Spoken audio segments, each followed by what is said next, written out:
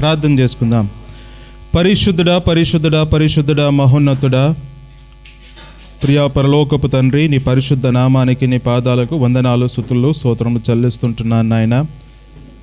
గడిచిన కాలము గడిచిన దినమంతయు మమ్మల్ని కాచి కాపాడి సజీవ లెక్కల్లోంచి మరొక ప్రాయము నీ కృపలో భద్రపరిచి నిన్ను స్తుతించుటకు, నిన్ను ఘనపరచుటకు, నిన్ను కొనియాడుటకు రక్షకుడా ఇదిగో తండ్రి సాయంకాల సమయంలో అయ్యా మీ ప్రియులైన వారు సహోదరులు ప్రేమ తనకిచ్చిన భార్య మునిని తండ్రి, వారి కుటుంబాల్లో ఈ విధంగా ఫ్యామిలీ క్రిస్మస్ జరుపుకోవడానికి తండ్రి చూపించిన కృపను బట్టి మీకు వందనాలు స్తుతులు స్తోత్రము చెల్లిస్తుంటున్నాం. ఇదిగో తండ్రి సంఘం అంతయు యావత్తు తండ్రి ఈ గృహంలో చేరి ఫ్యామిలీ క్రిస్మస్ జరుపుకోవడానికి చూపించిన కృపను బట్టి వందనాలు తండ్రి. అయ్యా ఈ ఫ్యామిలీ క్రిస్మస్ ఆరాధన ఎంతయో నీకు మహిమకరంగా జరుగులాగిన దీవించి ఆస్వాదించండి. చేరి వచ్చిన ప్రతి ఒక్కరిని తండ్రి మీరే జ్ఞాపకం చేసుకోమని తండ్రి. అయ్యా ఇదిగో తండ్రి ఫ్యామిలీ క్రిస్మస్ సందర్భంగా తండ్రి ఇక్కడ ప్రకటింపబోతున్న వాక్యాన్ని తండ్రి అయ్యా చుట్టుపక్కల వాళ్ళని ప్రతి ఒక్కరిని తండ్రి మీ వాక్యం ద్వారా ప్రతి ఒక్కరితో మాట్లాడమని కోరుకుంటూ ముందున్న సమయాన్ని మీ చేతికి అప్పగిస్తూ అయ్యా ఆరాధనంతయు నీకు మహిమకరంగా జరుగులాగా దీవించి ఆస్వాదించుమని చిన్ని ప్రార్థన నజరేయుడైన ప్రభుని యేసయ్య నామములో అడిగి వేడుకుంటున్నాను తండ్రి, ఆమేన్.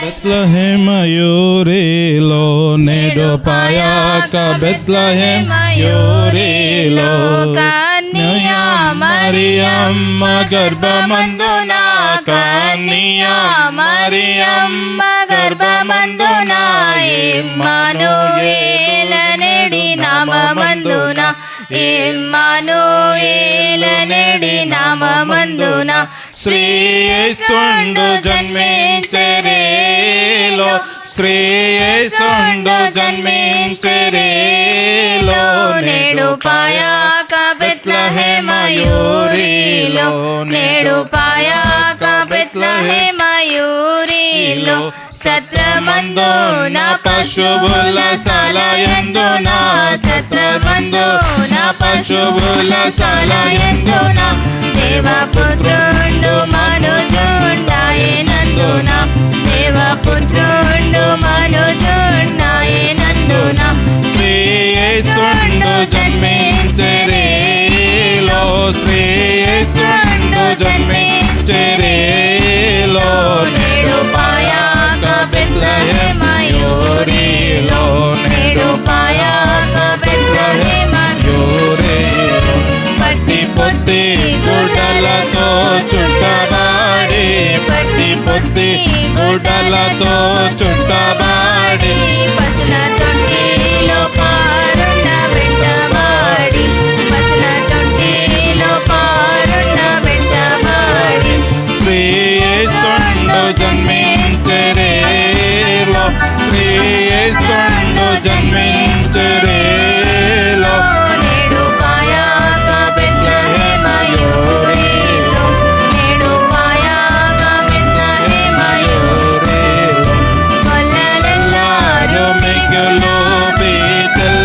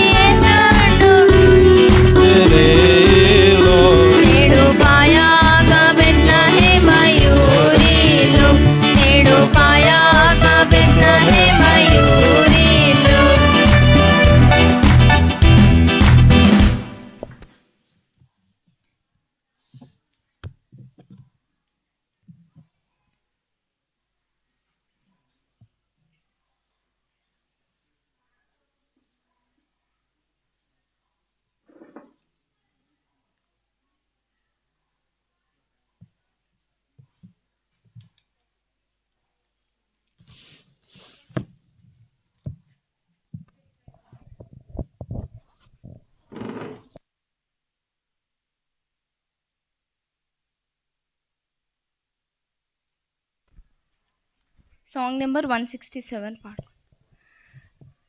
రక్షకుండు దయించినాడట మన కొరకు పరమా రక్షకుండు దయించినాడట, రక్షకుండు దయించినాడు. రారే గొల్లా పోయులారా, రక్షకుండు దయించినాడు. రారే గొల్లా పోయులారా, తక్షణమున పోయి మన నిరీక్షణ ఫలమొందుదాము. రక్షకుండు దయించినాడట.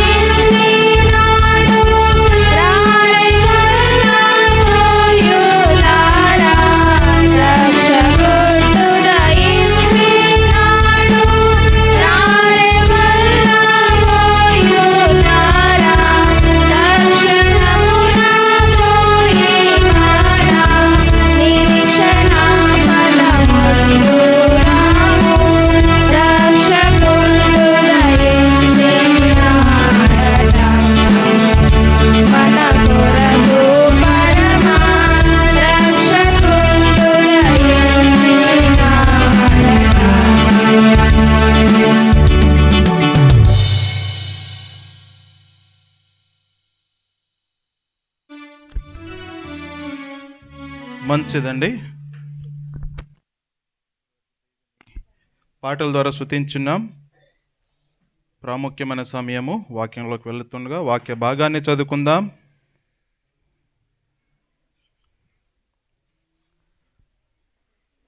మత్తయి రాసిన సువార్త మొదటి అధ్యాయము 18 నుండి 25.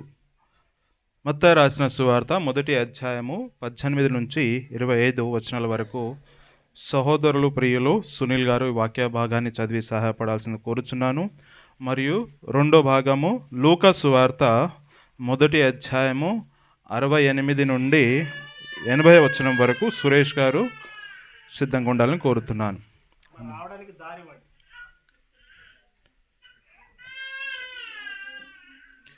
మొదటి భాగము మత్తయి రాసిన సువార్త మొదటి అధ్యాయము 18 నుంచి 25 వచనాలు. యేసుక్రీస్తు జనన విధం ఎట్లనగా ఆయన తల్లి అయిన మరియా యోసేపునకు ప్రదానము చేయబడిన తరువాత వారేకము కాకమునుపు ఆమె పరిశుద్ధాత్మ వలన గర్భవతిగా ఉండెను. ఆమె భర్త అయిన యోసేపు నీతిమంతుడై ఉండి ఆమెను అవమానపరచనొల్లక రహస్యముగా ఆమెను విడనాడ ఉద్దేశించెను. అతడు ఈ సంగతులను గూర్చి ఆలోచించుకొనుచుండగా ఇదిగో ప్రభుదూత స్వప్నమందు అతనికి ప్రత్యక్షమై, దావీదు కుమారుడవైన యోసేపు, నీ భార్య అయిన మరియను చేర్చుకొనుటకు భయపడకుము. ఆమె గర్భము ధరించినది పరిశుద్ధాత్మ వలన కలిగినది. ఆమె యొక్క కుమారుని కనును. తన ప్రజలను వారి పాపముల నుండి ఆయనే రక్షించును గనుక ఆయనకు యేసు అని పేరు పెట్టుదు అనెను. ఇదిగో కన్యక గర్భవతి అయి కుమారుని కనును. ఆయనకు ఇమ్మానుయేలని పేరు పెట్టుదురు అని ప్రభువు తన ప్రవక్త ద్వారా పలికిన మాట నెరవేరినట్లు ఇదంతయు జరిగెను. ఇమ్మానుయేలును పేరునకు భాషాంతరమున దేవుడు మనకు తోడని అర్థము. యోసేపు నిద్ర మేలుకొని ప్రభువు దూత తనకు ఆజ్ఞాపించిన ప్రకారం చేసి తన భార్యను చేర్చుకొని ఆమె కుమారుని కను వరకు ఆమెను ఎరగకుండెను. అతడు ఆ కుమారునికి యేసు అని పేరు పెట్టెను. దేవుడిచ్చిన వాక్యం దీవించి ఆశీర్వదించును గాక. ఆమేన్. మంచిదండి. మొదటి వాక్య భాగాన్ని చదివి సహాయపడ్డ సోదరులకు వందనాలు చెల్లిస్తున్నాను. అదే రెండో భాగంగా లూకా రాసిన సువార్త మొదటి అధ్యాయము 68 నుంచి 80 వచనాల దాకా సహోదరుల ప్రియులు సురేష్ గారు చదివి సహాయపడతారు.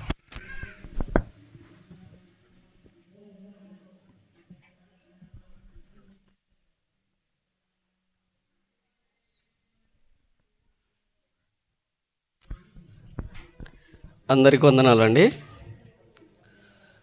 పరిశుద్ధ బైబిల్ గ్రంథం నుంచి లూకా సువార్త 1వ అధ్యాయము 68వ వచనం నుంచి 80 వరకు చదువుకుందాం.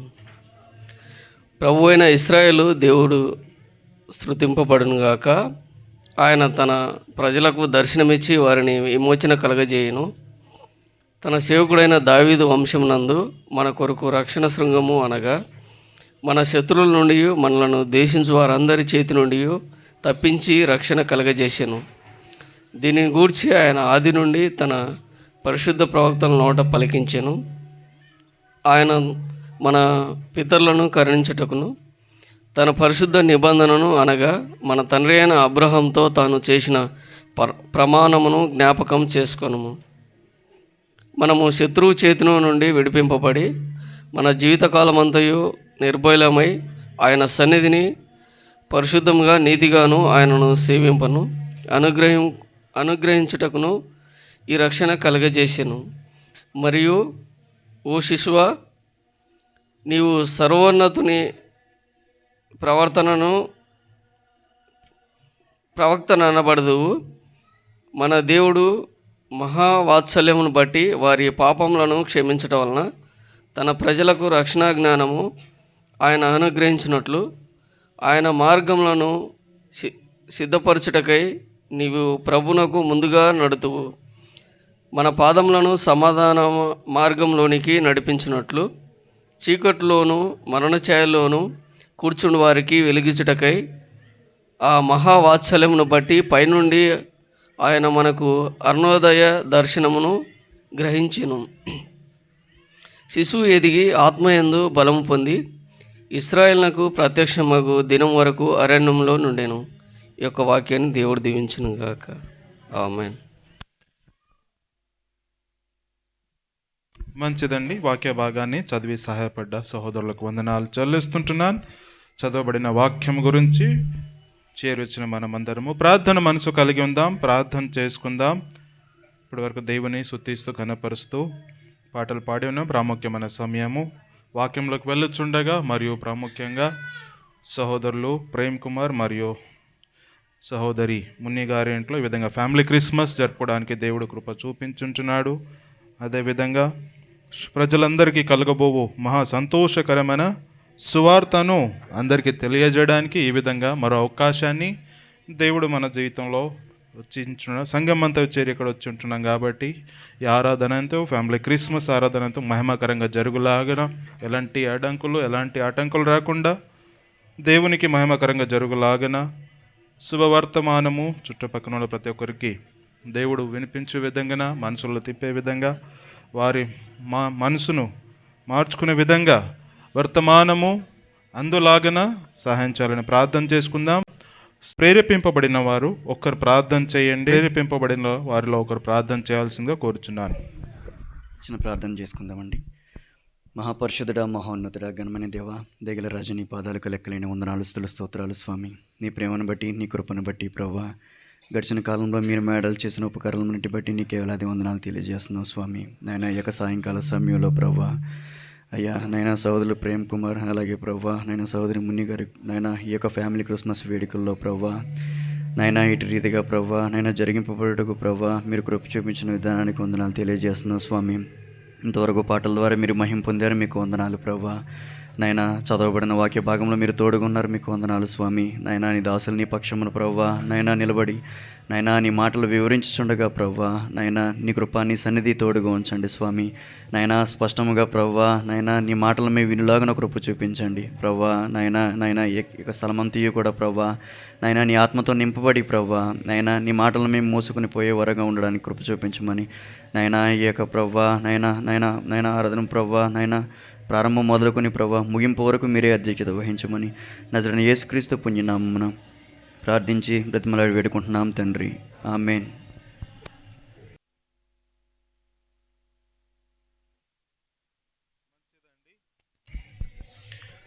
Happy Christmas, happy Christmas, merry Christmas.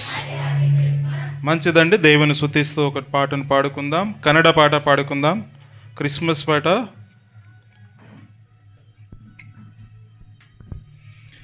ಬೆತ್ಲಹೇಮಿನೋಳ್ ಎತ್ತಿನ ಗೋದಲಿಯೊಳ್ ಬೆತ್ಲಹೇಮಿನೋಳ್ ಎತ್ತಿನ ಗೋದಲಿ ಬೆತ್ಲಹೇಮಿನೋಳ್ ಸುತ್ತಮುತ್ತ ಕಸದೊಳು ಕತ್ತಲೆಯ ಮನೆಯೊಳು ಸುತ್ತಮುತ್ತ ಕಸದೊಳು ಕತ್ತಲೆಯ ಮನೆಯೊಳು ಮುತ್ತಿನಂತ ಮಗುವನು ಎತ್ತಳು ಮರಿಯಳು ಬೆತ್ಲಹೇಮಿನೋ ಎತ್ತಿನ ಗೋದಲೆಯೊಳು ಬೆತ್ಲಹೇಮಿನೋ ಎತ್ತಿನ ಗೋದಲೆಯೊಳು ಬೆತ್ಲಹೇಮಿನೋ ಮೇಘದಲ್ಲಿ ದೇವದೂತರು ಬಂದರು ಮೇಘದಲ್ಲಿ ದೇವದೂತರು ಬಂದರು ಮೇಘದಲ್ಲಿ ಬಯಲು ಪಡಲಬೇಡಿರಿ ಯೇಸುವಿನ ನಂಬಿರಿ ಬಯಲು ಪಡಲಬೇಡಿರಿ ಯೇಸುವಿನ ನಂಬಿರಿ ಆತ ಶಾಂತಿ ಕೊಡುವ ತಾರೆ ಎಂದು ಮೂಡಿತು ಬೆತ್ಲಹೇಮಿನೋ ಎತ್ತಿನ ಗೋದಲೆಯೊಳು ಬೆತ್ಲಹೇಮಿನೋ ಎತ್ತಿನ ಗೋದಲೆ ಬೆತ್ಲಹೇಮಿನೋ ಅಡವಿ ಕುರುಬರು ಎಲ್ಲ ಬೆದರೆಯ ನಿಂತರು ಅಡವಿ ಕುರುಬರು ಎಲ್ಲ ಬೆದರೆಯ ನಿಂತರು ಅಡವಿ ಕುರುಬರು ಕೊರೆಗಳನ್ನು ಬಿಟ್ಟರು ಚದರ ದೂರ ಹೋದರು ಕೊರೆಗಳನ್ನು ಬಿಟ್ಟರು ಚದರ ದೂರ ಹೋದರು ಎಂತ ಬೆಳಕು ಕಂಡೆವೋ ಎಂದು ನೆಲಕ್ಕೆ ಬೆದ್ದರು ಬೆತ್ಲಹೇಮಿನೋ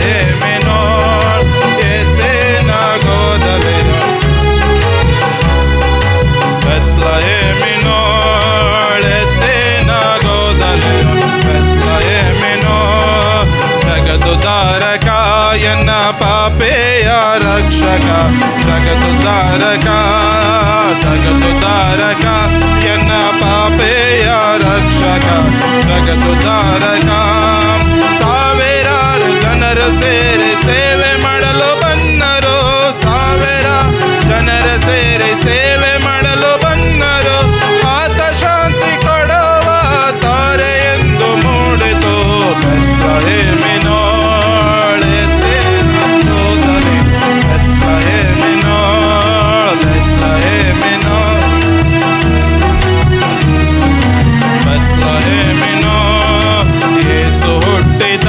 ಲೋಕ ಬೆಳಕೆಲ್ಲ ತುಂಬಿದ ಯೇಸು ಹುಟ್ಟಿದ ಯೇಸು ಹುಟ್ಟಿದ ಲೋಕ ಬೆಳಕೆಲ್ಲ ತುಂಬಿದ ಯೇಸು ಹುಟ್ಟಿದ ಬಡವರಿಗೆ ಮಿತ್ರನು ರೋಗಿಗಳಿಗೆ ವೈದ್ಯನು ಬಡವರಿಗೆ ಮಿತ್ರನು ರೋಗಿಗಳಿಗೆ ವೈದ್ಯನು ಆತ ಶಾಂತಿ ಕೊಡುವ ತಾರೆ ಎಂದು ಮೂಡಿತು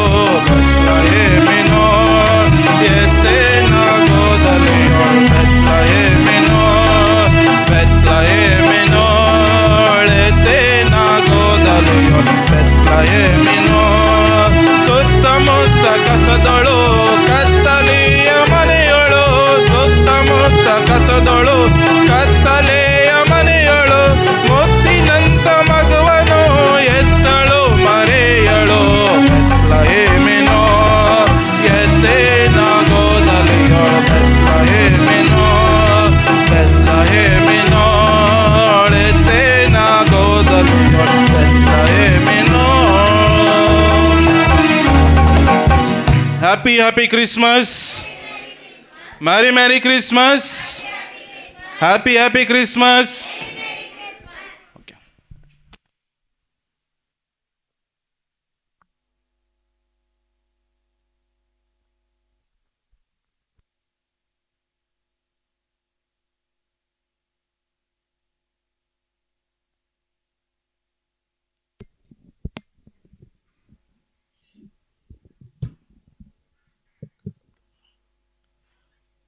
దేవునికి స్తోత్రములు.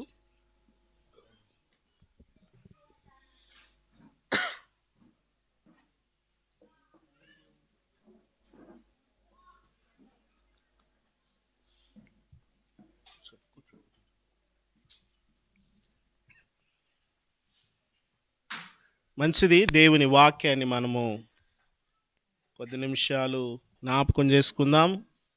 ఈ క్రిస్మస్ సందర్భముగా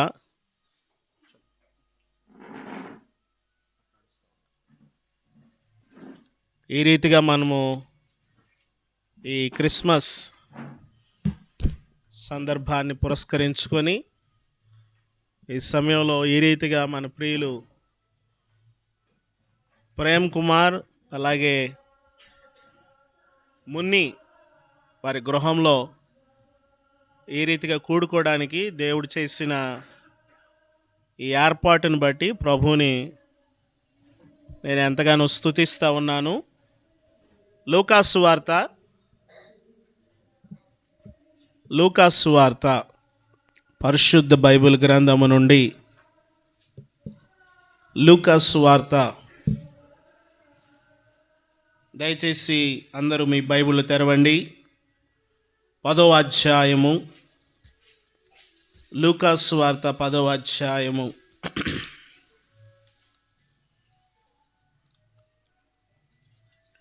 25వ వచనము నుండి మనము 36వ వచనం వరకు చదువుకుందాం. దయచేసి ఒకరు సాయం చేయండి. లూకాసు వార్త. ఇదిగో ఒకప్పుడు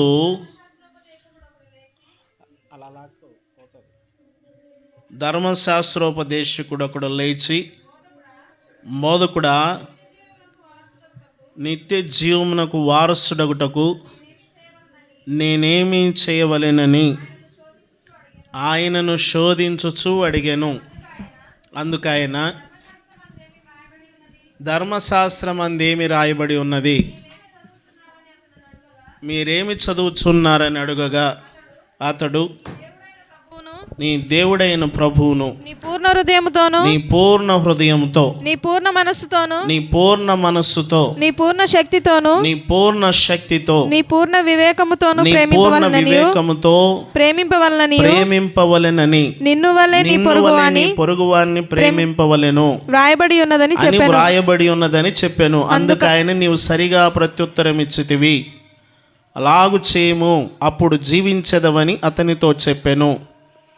అయితే తాను నీతిమంతుడైనట్టు కనపరచగోరి అతడు అవును గాని నా పొరుగువాడు ఎవడు అని యేసుని అడిగెను. అందుకు యేసు ఇట్లనెను, ఒక మనుష్యుడు యెరూషలేము నుండి యెరికో పట్టణముకు దిగి వెళ్ళుచు దొంగల చేతిలో చిక్కెను.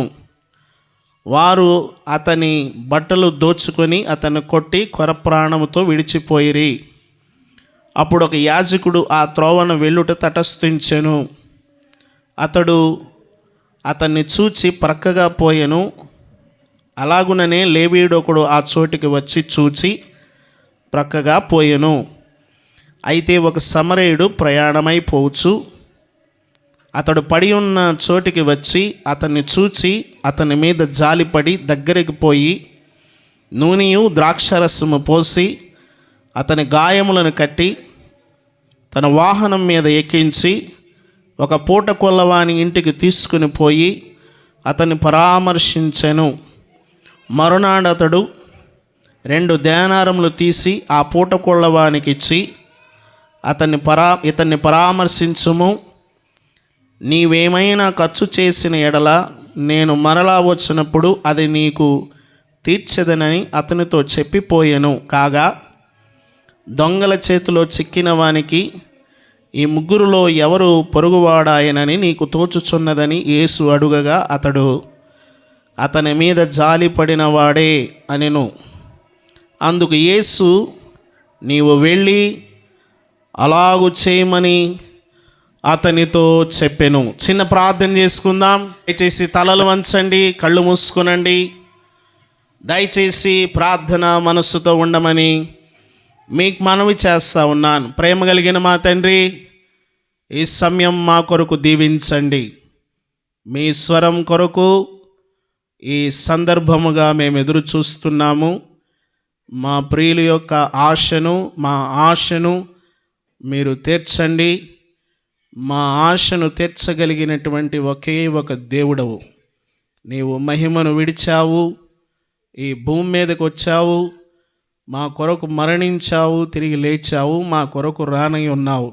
అవును తండ్రి, ఇలాగున మేము స్తుతి చేయుట, ఇలాగున మిమ్మల్ని ఘనపరచుట మాకు ఆశీర్వాదము. కొద్ది నిమిషాలు మీ సన్నిధి మాతో ఉంచండి. మీ సహాయమును కోరుకుంటున్నాము. ప్రతి ఆటంకమును, ప్రతి వ్యతిరేకతను, ప్రతి అల్లరిని, ప్రతి చీకటిని క్రీస్తు నామములో బంధిస్తున్నాము. ఆయన పరిశుద్ధ శక్తిని మా మధ్యలో ఉంచి మీ సహాయమును మాకు సమృద్ధిగా దయచేయమని నేను యేసు పరిశుద్ధ నామములో అడుగుచున్నాము తండ్రి, ఆమేన్. మంచిది. ప్రభునందు ప్రియమైన వాళ్ళరా, ఈ క్రిస్మస్ సందర్భముగా మనము ఇలా కూడుకోవడం దేవుడు మనకిచ్చినటువంటి మంచి భాగ్యం, మంచి అవకాశం. దేవుని మాటలు వినడానికి దయచేసి మీరు నా మాటలు వినాలి. యేసుక్రీస్తు ప్రభువారు ఈ భూమి మీదకి ఆయన దిగి వచ్చినటువంటి సందర్భం, ఈ భాగమునకు ఒక గొప్ప దైవజనుడు పెట్టిన పేరు ఏంటంటే నిరుపేదను చేరిన దేవుని ప్రేమ. నిరుపేదను చేరినటువంటి దేవుని యొక్క ప్రేమ. ప్రభునందు ప్రియమైన వాళ్ళరా, ఒక చిన్న ఉపమానమును మీకు చెప్తాను, తర్వాత నేను వాక్యంలోకి వెళ్తాను. పర్షియా దేశంలో ఒక రాజు తన ప్రాంతాన్ని పరిపాలన చేస్తూ ఉన్నాడు. ఆయన చాలా మంచి రాజు, ప్రజలను ఎంతో ప్రేమిస్తూ ఉన్నాడు. వారి బాగోగులను ఆయన తెలుసుకోవడం మాత్రమే కాకుండా వారు ఎలా జీవిస్తున్నారో చూడ్డానికి ప్రతిరోజు మారువేషం వేసుకుని వెళ్ళేవాడు. కూలివాడిగా వెళ్ళేవాడు, భిక్షగానిగా వెళ్ళేవాడు, ఒక కార్మికుడిగా, ఒక కర్షకుడిగా వారి దగ్గరికి వెళుతూ ఉండేవాడు. ప్రియులారా, వాళ్ళ ఇళ్లను ఆయన దర్శిస్తూ ఉండేవాడు. ఆయన వారిని దగ్గరికి వెళ్ళి వారిని జాగ్రత్తగా పరామర్శిస్తూ ఉండేవారు. వారు ఉన్న దీనస్థితిని, వారు ఎటువంటి పరిస్థితుల్లో వారు తమ జీవనాన్ని కొనసాగించుకుంటున్నారో ఆ విషయాలంతా కూడా ఆయన చూస్తూ ఉండేవాడు. అయితే ఒక రోజున ఆయన ఒక పేదవాని ఇంటికి వెళ్ళాడు. ఒక పేదవాని ఇంటికి వెళ్ళి అక్కడ అతనితో కలిసి ఆ రాత్రి ఉన్నాడు. అక్కడే తిన్నాడు, అక్కడే పడుకున్నాడు. అక్కడే ఒక దినము లేక 2 దినాలు ఆ ప్రాంతంలో ఆయన గడిపాడు. ఆ వ్యక్తి చాలా పెద్దవాడు, ముసలివాడు. ఆయన ఏం చేశాడంటే ఈయన రాజు అని గుర్తుపట్టేశాడు. ఈయన రాజు అని గుర్తుపట్టి ఆయన దగ్గరికి వెళ్ళి చిరునవ్వుతో, అయ్యా మీరు మా దేశపు రాజు అని చెప్పేసి ఆయనతో మాట్లాడినప్పుడు ఆ బీదవాడు ఆ మాట చెప్తున్నప్పుడు రాజు అంటున్నాడు బీదవాడితో, నీకు ఏమి కావాలో కోరుకో, నీకు నేను ఏమి ఇవ్వాలని నీవు ఆశపడుతున్నావో కోరుకో అని చెప్పేసి ఆ వ్యక్తిని రాజు అడిగినప్పుడు ఆయన అంటున్నాడు, అయ్యా నీవు మహిమను విడిచావు, నీవు సింహాసనాన్ని విడిచావు, నీవు నీ రాజమందిరాన్ని విడిచావు, నీవు శ్రేష్టమైనటువంటి స్థలాన్ని విడిచిపెట్టి ఇదిగో నీవు ఈ స్థలానికి వచ్చావు. మా కష్టంలో నువ్వు ఉన్నావు, మా కష్టంలో నువ్వు నిలబడ్డావు, మా కష్టాన్ని నువ్వు చూసావు. ఇంతకన్నా గొప్ప భాగ్యము ఏముంది రాజా, నీవు ఇంతకన్నా మాకు ఇచ్చేది ఏముంది అని చెప్పేసి ఆయన ఆ రాజు గారితో అన్నాడు. ప్రభునందు ప్రియమైన వాళ్ళరా, ఇక్కడ మనము ఈ భాగంలో మనం గమనించినట్లయితే ఇక్కడ మనము చూసినటువంటి మాటలు, ధర్మశాస్త్రోపదేశకుడు నిత్య జీవమును వారసుడిగా పొందాలని ఆశపడుతూ యేసుక్రీస్తు ప్రభు దగ్గరకు వచ్చారు. దయచేసి నా మాటలు వినండి. ధర్మశాస్త్రోపదేశకుడు లేచి ఆయన దగ్గరికి వచ్చి, బోధకుడా, నిత్య జీవమునకు వారసుడగుటకు నేనేమి చెయ్యాలి? ధర్మశాస్త్రాన్ని బాగా ఎరిగినటువంటి వాడు. ప్రియులరా, ధర్మశాస్త్రాన్ని క్షుణ్ణంగా తెలుసుకున్నటువంటి వాడు, ధర్మశాస్త్రాన్ని బాగా పరిశీలనగా చదివినటువంటి వాడు, అందులో మంచి పట్టు ఉంది ఆయనకి, ధర్మశాస్త్రములో మంచి అవగాహన ఉంది ఆయనకి. అయితే ఆయన యేసుక్రీస్తు ప్రభు దగ్గరకు వచ్చి అంటున్నాడు, ఇదిగో నేను నిత్య జీవమునకు వారసుడవడానికి ఏం చెయ్యాలి? అప్పుడు ప్రభు అన్నాడు, నీవు ధర్మశాస్త్రాన్ని ఎరిగినటువంటి వాడవు కదా, ధర్మశాస్త్రములో ఏమి రాసుందో నీకు తెలియదా అని చెప్పేసి ఆయనతో అన్నప్పుడు ఆయన అన్నాడు, నాకు తెలుసు అన్నాడు. ఏ మాటలు చెప్తున్నాడు ఒకసారి చూడండి. ఆయన చదివినప్పుడు అతడు నీ దేవుడైన యెహోవాను లేక నీ దేవుడైన ప్రభువును, 27వ వచనం చూడండి, పూర్ణ హృదయంతో, పూర్ణ మనస్సుతో, పూర్ణ శక్తితో, పూర్ణ వివేకంతో నీవు ప్రేమించాలి, అలాగే నిన్ను వలె నీ పొరుగువాడిని ప్రేమించాలని వ్రాయబడి ఉన్నదని యేసుక్రీస్తు ప్రభు వారికి చెప్తున్నాడు ఈ ధర్మశాస్త్రోపదేశకుడు. ప్రభునందు ప్రియమైన వాళ్ళరా, ఆ మాటకి తిరిగి యేసు ప్రభు వారు ఏమంటున్నారంటే, ఇదిగో ఆయన యొక్క స్థితిగతులను ఆయన గమనించాడు. ఆయన హృదయ స్థితిని పరిశీలనగా తెలుసుకున్నాడు. ఆయన యొక్క హృదయాన్ని యేసుక్రీస్తు ప్రభు వారు పరిపూర్ణంగా గ్రహించాడు. ప్రభునందు ప్రియమైన వాళ్ళరా, యేసుక్రీస్తు ప్రభు వారికి ప్రతి మానవుని యొక్క హృదయము, ప్రతి మానవుని యొక్క అంతరంగం ఆయనకి సుస్పష్టముగా ఆయనకి తెలుసు. ఏమండి, ఇతడు చాలా నీతిమంతుడుగా కనబడాలని అనుకుంటున్నాడు. ఈ రోజుల్లో మనుషులు నీతిమంతులుగా కనబడడానికి రకరకాల ప్రయత్నాలు చేస్తూ ఉన్నారు. దాదాపుగా క్రైస్తవులు నీతిమంతులుగా కనబడడానికి, దేవుని పిల్లలు నీతిమంతులుగా కనబడడానికి చాలా భక్తిని వారి యొక్క ముఖాల మీద వారు చక్కగా అలంకరించుకుంటూ ఉంటూ ఉన్నారు. భక్తిగా ఇతరులకు కనబడడానికి ప్రయత్నం చేస్తూ ఉంటారు. ఈ ధర్మశాస్త్రోపదేశకుడు యేసు ప్రభు దగ్గరే నీతిని చూపిస్తూ ఉన్నాడు.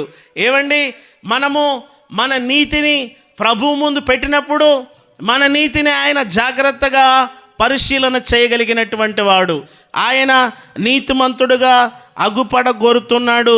అందుకు యేసుక్రీస్తు ప్రభు వారు అంటున్నాడు, 28వ వచనంలో చదవండి. 28వ వచనం. అందుకాయన ఆ, నీవు సరిగా అందుకైనా నువ్వు సరిగా ప్రత్యుత్తరం ఇచ్చావు, అలాగు చేయుము, అలా చేయము, జీవించదవని అతనితో చెప్పెను. జీవించదవని అతనితో చెప్పెను. అయితే తాను నీతిమంతుడైనట్టు కనుపరచగోరి, అవును కానీ నా పొరుగువాడు ఎవడు? ఏమండి, ఈ నీతిమంతుడిగా కనిపించేటువంటి వ్యక్తికి ఏమండి ఇతరులకు సహాయపడే మనసు లేదు. ఏమండి, మనుషుల ముందు నీతిమంతులుగా కనిపించడం కాదు. యేసుక్రీస్తు ప్రభువారు చెప్తా ఉన్నాడు, ఆయన సశరీరుడుగా, ఆయన నీతిమంతుడిగా మనకు కనపరుచుకోవడానికి రాలేదు. ఏమండి, నేను నీతిమంతుడని ఈ లోకములో ఆయన నీతిని ప్రదర్శించడానికి రాలేదు. ఆయన వారి యొక్క బాగోగులు ఎరగడానికి ఈ భూమి మీదకి వచ్చాడు. వారి అవసరతలు ఎరగడానికి వచ్చాడు. వారి పాపముల యొక్క బలహీనతలు ఎరగడానికి వచ్చాడు. ఎంత ఏమండి ఇబ్బందికరమైన పరిస్థితుల్లో పాపపు రోగముతో మనుషులు పడి ఉన్నారో ఆయన ఎరగడానికి వచ్చాడు. వారిని ఎరిగాడు, వారిని తెలుసుకున్నాడు. వారి కొరకు వచ్చి ఆయన వారితో సహవాసం చేశాడు. ఆ వ్యక్తి ఏమంటున్నాడంటే ఆయన దగ్గరికి నీతిమంతుడిగా కనపరచగోరుతున్నాడు. అవును, నా పొరుగువాడెవడు అని యేసు ప్రభువుని అడుగుతా ఉన్నాడు. ప్రభునందు ప్రియమైన వలరా, లూకా ఒక్కడే రాసినటువంటి ఈ సంగతిని యేసుక్రీస్తు ప్రభువారు ఈ సువార్తలో పొందుపరిచాడు. ఆ వ్యక్తి నీతిమంతుడిగా కనబడాలని అనుకుంటా ఉన్నాడు. నీతిమంతుడిగా తనను తాను ప్రదర్శించుకుంటా ఉన్నాడు.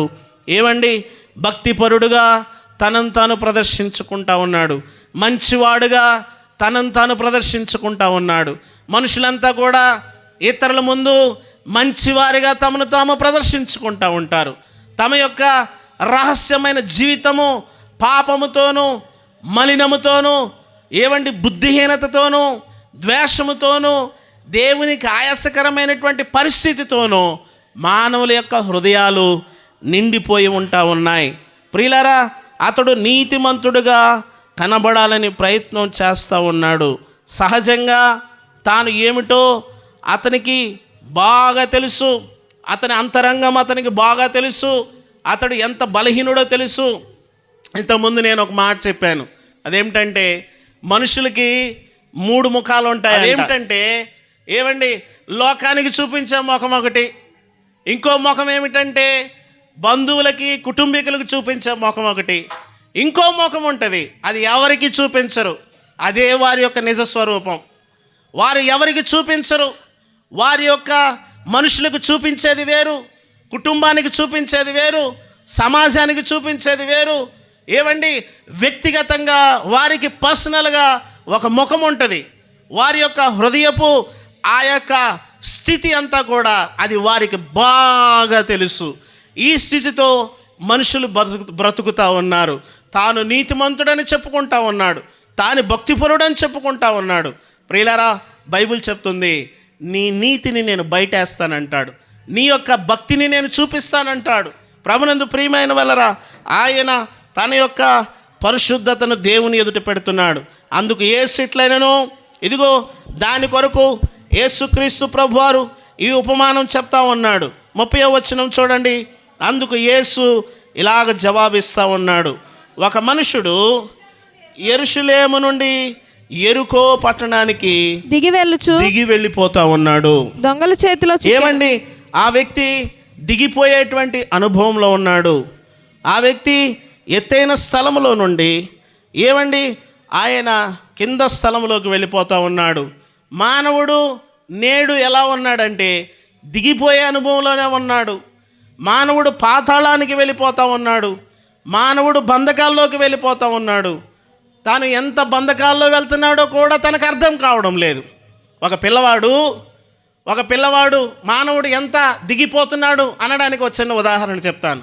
ఒక పిల్లవాడు 14-15 సంవత్సరాల వయసున్న పిల్లవాడు, వాడు ఏఐతో చాటింగ్ చేస్తూ ఉన్నాడు. వాళ్ళ అమ్మ వాళ్ళ నాన్న ఫోన్ పట్టుకోవద్దురా అని చెప్పి వాళ్ళని అరుస్తూ ఉంటే వాడు ఏఐతో అడిగాడంట, మా అమ్మ మా నాన్న ఫోన్ పట్టుకోవద్దు అంటున్నారు, ఏం చేయమంటావు అని ఏఐని అడిగితే అది అన్నదంట, మీ అమ్మ నాన్న చంపేయి అనిందంట.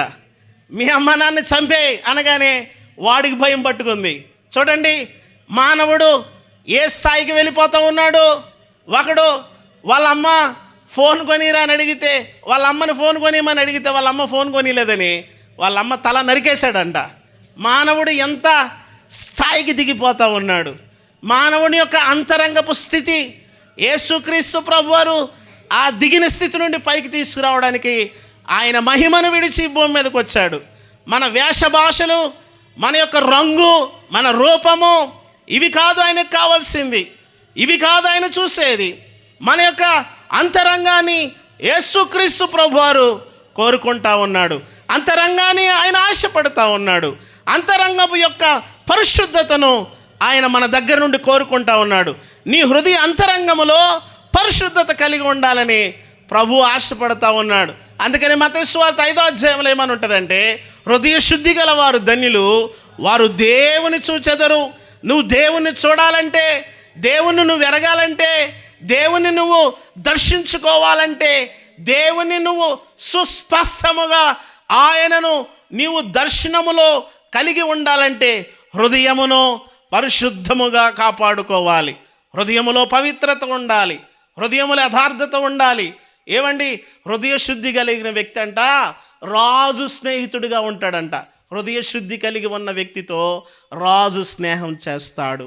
ఈ వ్యక్తి నీతిమంతుడుగా, ధర్మశాస్త్రం తెలుసు, వాక్యం తెలుసు, ఏమండి ఆయన్ని ప్రేమించాలని తెలుసు, పొరుగువాడిని ప్రేమించాలని తెలుసు. అయితే పొరుగువాడిని ప్రేమించినటువంటి వ్యక్తి ధర్మశాస్త్రోపదేశకుడిగా ఉంటూ ఉన్నారు. నేటి దినాల్లో క్రైస్తవులుగా మనకు కూడా వాక్యం అంతా తెలుసు, కానీ ఇతరులను ప్రేమించే తెలియదు. వాక్యం అంతా తెలుసు, ఆది కాండము నుండి, ఇదిగో మొన్న ఎవరో చెప్పారు, ఆది కాండము నుండి ఆ బుక్స్ అన్ని టకటక చెప్పారు. ఎక్కడున్న పెద్దవాళ్ళని అడిగితే ఆది కాండములు ఏముందో చెప్తారు, నిర్గమకాండములు ఏముందో చెప్తారు, బైబిల్ గ్రంథములో ఏమి వ్రాసిందో అన్నీ చెప్తారు. కానీ ప్రియులారా, హృదయములో ఉన్న స్థితిని మార్చుకోవడానికి మానవుడు ఇష్టపడడం లేదు. హృదయములో ఉన్న స్థితిని పరిశుద్ధపరచుకోవడానికి ఇష్టపడడం లేదు. హృదయ శుద్ధిని ప్రేమించి దయగల మాటలు పలుకువానికి రాజు స్నేహితుడని వాక్య భాగంలో రాసి ఉంది. హృదయ శుద్ధిని ప్రేమించాలి, పరిశుద్ధతను ప్రేమించాలి. ఆ వ్యక్తి దిగిపోయేటువంటి అనుభవంలో ఉన్న ఈ వ్యక్తి దగ్గరికి యేసు ప్రభు వారు వెళ్ళినటువంటి సందర్భాన్ని మనం చూస్తూ ఉన్నాం. యెరూషలేము సముద్ర మట్టానికి 800 కిలోమీటర్ల ఎత్తులో ఉంది. అక్కడ నుండి యెరికో 27 కిలోమీటర్ల దూరాన సముద్ర మట్టానికి 250 కిలోమీటర్ల దిగువనుంది. ప్రియులారా, యెరూషలేము అనగా దేవుని నగరం, యెరికో అనగా శాపముతో కూడిన పట్టణం. యెరికో అనగా ఏవండి, యెరికోలో శాపం ఉంది. దేవుడు శపించిన పట్టణం, దైవజనుడు శపించిన ప్రాంతం. ఆ ప్రాంతానికి దిగి వెళ్ళిపోతూ ఉన్నాడు. మానవులు నేడు ఎక్కడికి వెళ్తున్నాడో తెలుసా? వినండి, మానవుడు శపించబడిన స్థలాలకి వెళ్తూ ఉన్నాడు. శాపమును ఇళ్లలోకి తీసుకొని వస్తూ ఉన్నారు, హృదయంలోకి తీసుకొని వస్తూ ఉన్నారు, కుటుంబాల్లోకి తీసుకొని వస్తూ ఉన్నారు. అపవిత్రత చేత వారి యొక్క హృదయాలను నింపివేసుకుంటా ఉన్నారు. ఏవండి, ఆ వ్యక్తి మహారాజు పట్టణమైనటువంటి యెరూషలేము నుండి యెరికోకు వెళ్ళిపోతూ ఉన్నాడు. ఏటవాలుగా బండరాళ్ళు కలిగినటువంటి ఆ ప్రాంతంలోకి ఆయన దిగి వెళ్ళిపోతూ ఉన్నాడు, లోకములోకి వెళ్ళిపోతూ ఉన్నాడు. ఏమండి, లోకంలోకి వెళితే జరిగేది ఏంటంటే దాడి జరుగుతుంది. ఏమండి, సైతాను దాడి చేస్తాడు. సైతాను ఏమండి నీ జీవితంలో వాడు కలుగు చేసుకుంటాడు. వాడు జోక్యము చేసుకునేటట్టు వాడికి అవకాశం ఇచ్చావంటే నీ కుటుంబాన్ని విచ్ఛిన్నం చేస్తాడు. నువ్వు తర్వాత దాని కొరకు దేవుని దగ్గరికి వెళ్ళి ఎంత ఏడ్చినా జవాబు రావడం కొన్నిసార్లు కష్టమవుతుంది. ప్రభునందు ప్రియమైన వాళ్ళరా, ఏమండి, అందుకనే చాలా జాగ్రత్తగా మన కుటుంబాలను మనము సంరక్షించుకోవాలి.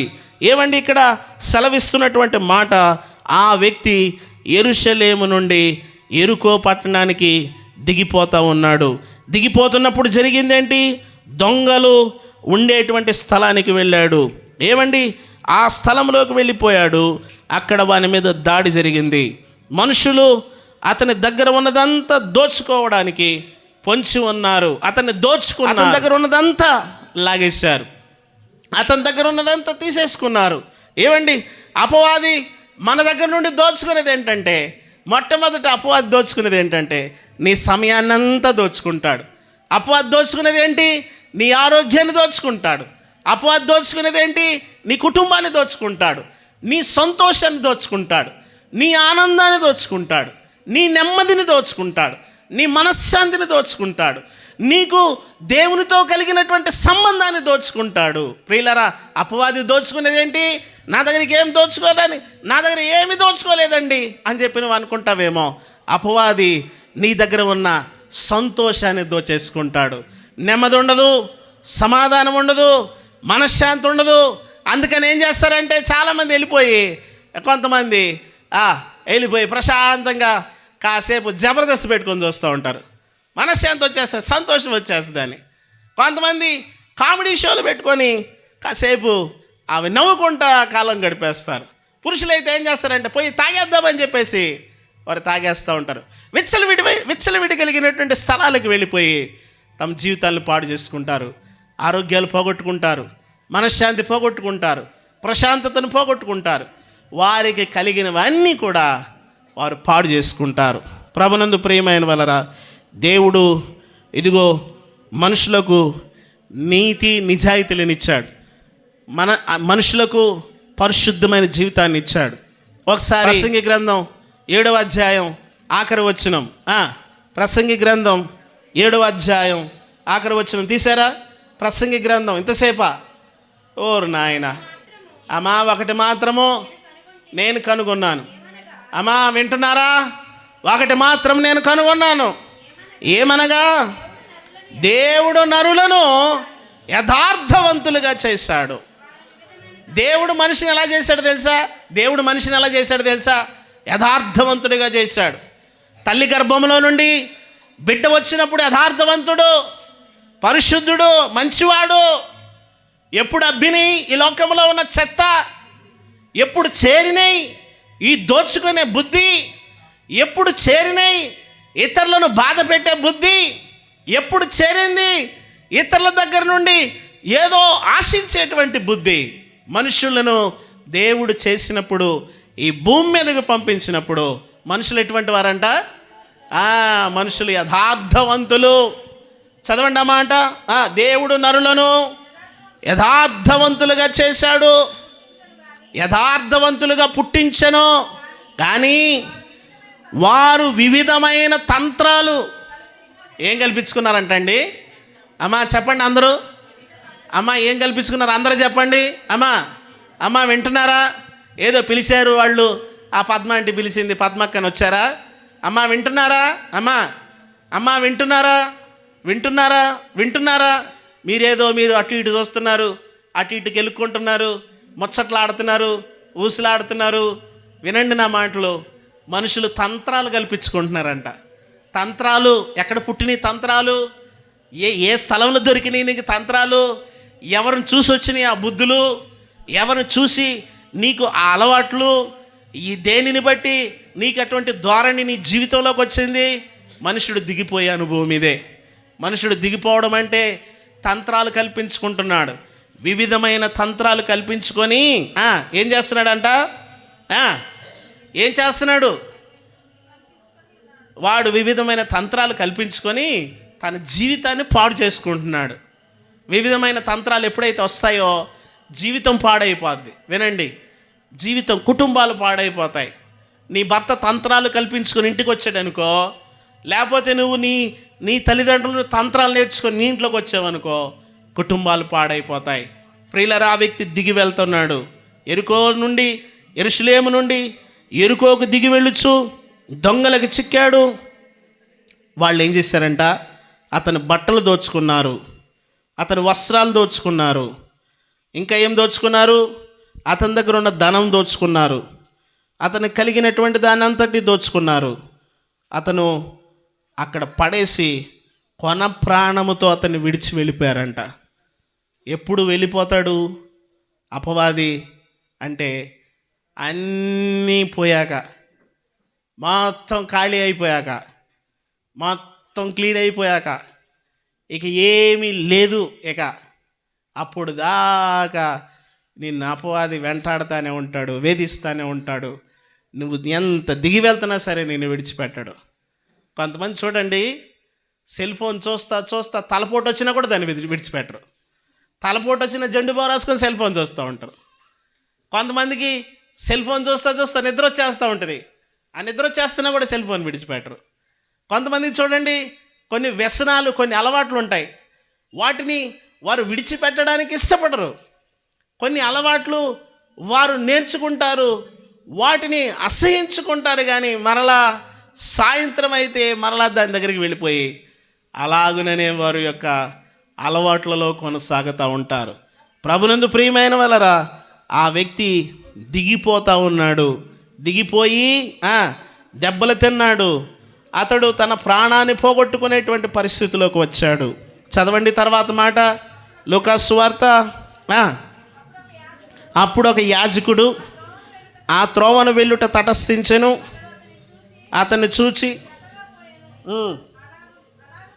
అతడు చూచి పక్కగా పోయెను.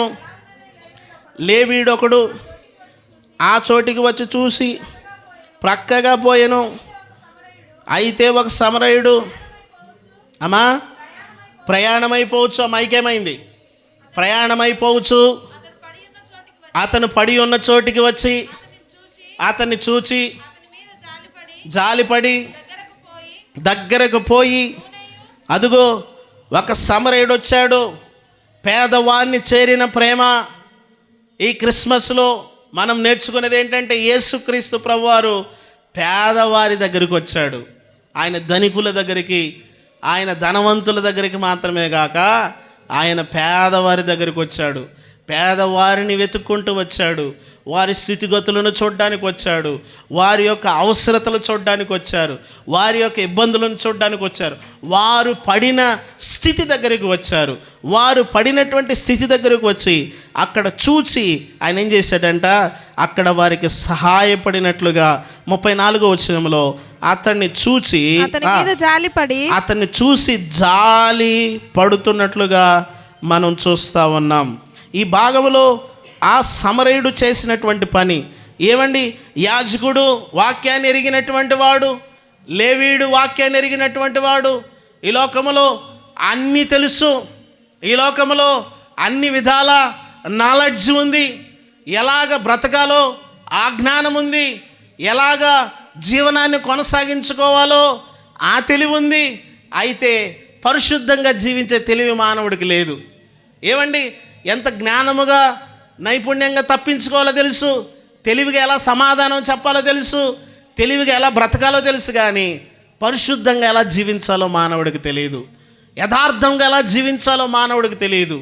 నమ్మకంగా ఎలా జీవించాలో మానవుడికి తెలియదు. హృదయంలో పవిత్రతను కాపాడుకుంటూ దేవుని ఎదుట నమ్మకంగా ఎలా జీవించాలో మానవుడికి తెలియదు. ప్రియులారా, యేసుక్రీస్తు ప్రభువారు ఆ వ్యక్తి దగ్గరికి వస్తూ ఉన్నాడు. ఆ వ్యక్తి దగ్గరికి వచ్చి ఏం చేశాడంట? 34వ వచనంలో అతని దగ్గరికి వచ్చి అతని మీద జాలి పడినట్లుగా మనం చూస్తూ ఉన్నాం. యేసుక్రీస్తు ప్రభువారు ఈ భూమి మీదకి వచ్చి ఆయన ఏం చేశాడంటే, మానవులైనటువంటి మన ఎడల ఆయన జాలి పడ్డాడు. ఆయన ఆ వ్యక్తులను చూసి ఆయన ఏమైపోయాడంటే, ఆయన మనసులో చలించిపోయాడు. ఆయన హృదయం మనల్ని చూసి ద్రవించుకుపోయింది. మానవుడు పాపంలో పడిపోయాడు. ఆ పాపంలో నుండి విడిపించుకోవడానికి వాడు చేయని ప్రయత్నం లేదు, వాడు అర్పించని బలి లేదు, వాడు తప్పించుకోవడానికి ఎన్నో ప్రయత్నాలు చేస్తూ ఉన్నాడు. చాలాసార్లు చాలామంది తమ పాపాల నుండి విడిపించబడాలని చాలా ప్రయత్నాలు చేస్తూ ఉంటారు. ఏమండి? కొంతమంది అంటూ ఉంటారు, చాలా ఉపవాసాలు చేస్తూ ఉన్నానండి, ఎన్ని ఉపవాసాలు చేసినా పడిపోతూ ఉన్నాను అంటూ ఉంటారు. చాలా ప్రార్థనలు చేస్తూ ఉన్నాను, చాలా భజనలు చేస్తూ ఉన్నాను, చాలా పూజలు చేస్తూ ఉన్నాను, అయితే నేను పాపం విషయంలో జయము పొందని వ్యక్తిగా ఉన్నానని చాలామంది వాపోతూ ఉంటారు. ఏమండి? ఇక్కడ చెప్తున్న మాట, అందుకనే ఆయన జాలి పడినట్లుగా మనం చూస్తూ ఉన్నాం. జాలి పడ్డాడు దగ్గరికి వచ్చి. మనం చదువుకున్న ఆ భాగంలో లూకా సువార్త 1వ అధ్యాయంలో మనం చదువుకున్నాం.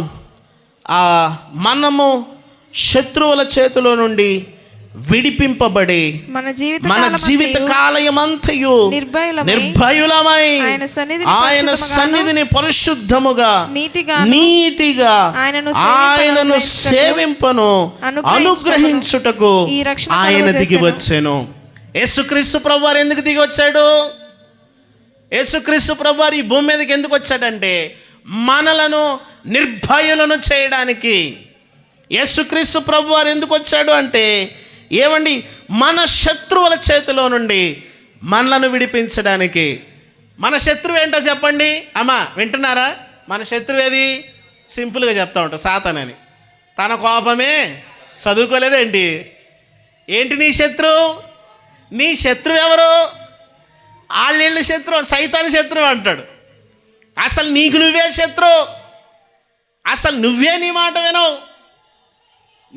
నీ హృదయం ఒక్కొక్కసారి మంచిగా ఉండు, మంచిగా మాట్లాడు, మంచిగా జీవించు, మంచిగా బ్రతకడానికి ప్రయత్నం చేయని నీ హృదయం నీతో అంటున్నా కూడా నువ్వు దాన్ని పక్కకు తోసేసి నువ్వు అనుకున్నదే జరిగిస్తావు, నువ్వు అనుకున్నదే చేస్తావు, నీ ఆలోచన లేదుంది అదే చేస్తావు.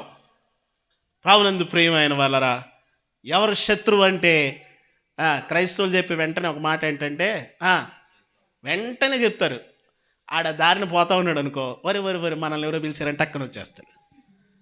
అరే మనల్ని ఎవరో పిలిచారు, మన పేరు చెప్పారు, ఆడ గొడవ ఎందుకు, ఆడ ఊసేందుకు అసలు నీకు? మనము నిర్భయులమై మనము శత్రువుల చేతిలో నుండి విడిపించబడ్డానికి, ఆ శత్రువుల చేతిలో నుండి వాడిని కొట్టింది ఏంటి? నీ జీవితాన్ని పాడు చేసింది ఏంటి? నీ తొందరపాటు నిర్ణయాలు కాదా? నీ జీవితాన్ని చిక్కుల్లో పెట్టింది ఏంటి? నీ ఆలోచనలు, నీ అలవాట్లు, నీ వ్యామోహాలు కాదా? నీ కోరికలు కాదా? నువ్వు తీసుకునే తప్పుడు నిర్ణయాలు కాదా? ఎవరి దగ్గరికైనా ఎప్పుడైనా వెళ్ళి నిర్ణయం తీసుకున్నావా? దేవుని సేవకుడి దగ్గరికి వెళ్ళి నిర్ణయం తీసుకున్నావా? ప్రార్థన చేసి నిర్ణయం తీసుకున్నావా? బైబిల్ చదివి నిర్ణయం తీసుకున్నావా? ఈ నిర్ణయం కాదా? ఈరోజు ఆరాధనలో నాతో మాట్లాడు, నేను తీసుకున్న నిర్ణయానికి జవాబు ఇవ్వు అని చెప్పి ప్రభువుని ఎప్పుడైనా అడిగావా? నేను చేసుకున్న ఈ నిర్ణయానికి ఈరోజు ఆరాధనలో నీ స్వరం ఎలాగైనా ఒక మాట వినిపించి నా నిర్ణయాన్ని స్థిరపరచని ఏనాడైనా ప్రభువుని అడిగిన ఆలోచన ఉన్నదా? ఎవరు నీ శత్రువు? నీకు నువ్వే అనుకుంటావు, నీకు నువ్వే చేసుకుంటావు, నీ ఇష్టం వచ్చిన నడుస్తావు, మళ్ళా అనుకుంటావు నేను నీతిమంతుడనని ఆ ధర్మశాస్త్రోపదేశకుడు అనుకున్నట్లుగా అనుకుంటా ఉంటాం. అటువంటి పరిస్థితుల నుండి విడిపించడానికి వచ్చాడు యేసుక్రీస్తు ప్రభువారు. పాపము నుండి, శాపము నుండి మాత్రమే కాకుండా మానవుడు హృదయంలో ఏ ఏ భాగాల్లో చెడిపోయాడో ఆయా భాగాల్లో నుండి విడిపించడానికి ఆయన వచ్చాడు. ప్రతి పరిస్థితిలో నిన్ను పరిశుద్ధపరచడానికి ఆయన చేయని ప్రయత్నము లేదు. దయచేసి గమనించు.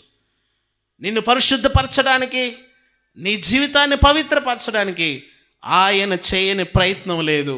ఏమండి, ఇక్కడ ఆయన ఎందుకొరకు వచ్చాడంటే ఆయన దిగి వచ్చాడంట. దిగి వచ్చి ఏం చేశాడు? ఆయన అతని మీద జాలిపడి, అతని మీద జాలిపడ్డాడు, దగ్గరకు పోయి. వాస్తవానికి ఈ దెబ్బలు తిన్నోడు ఎవరు తెలుసా? యూదుడు అంటారు.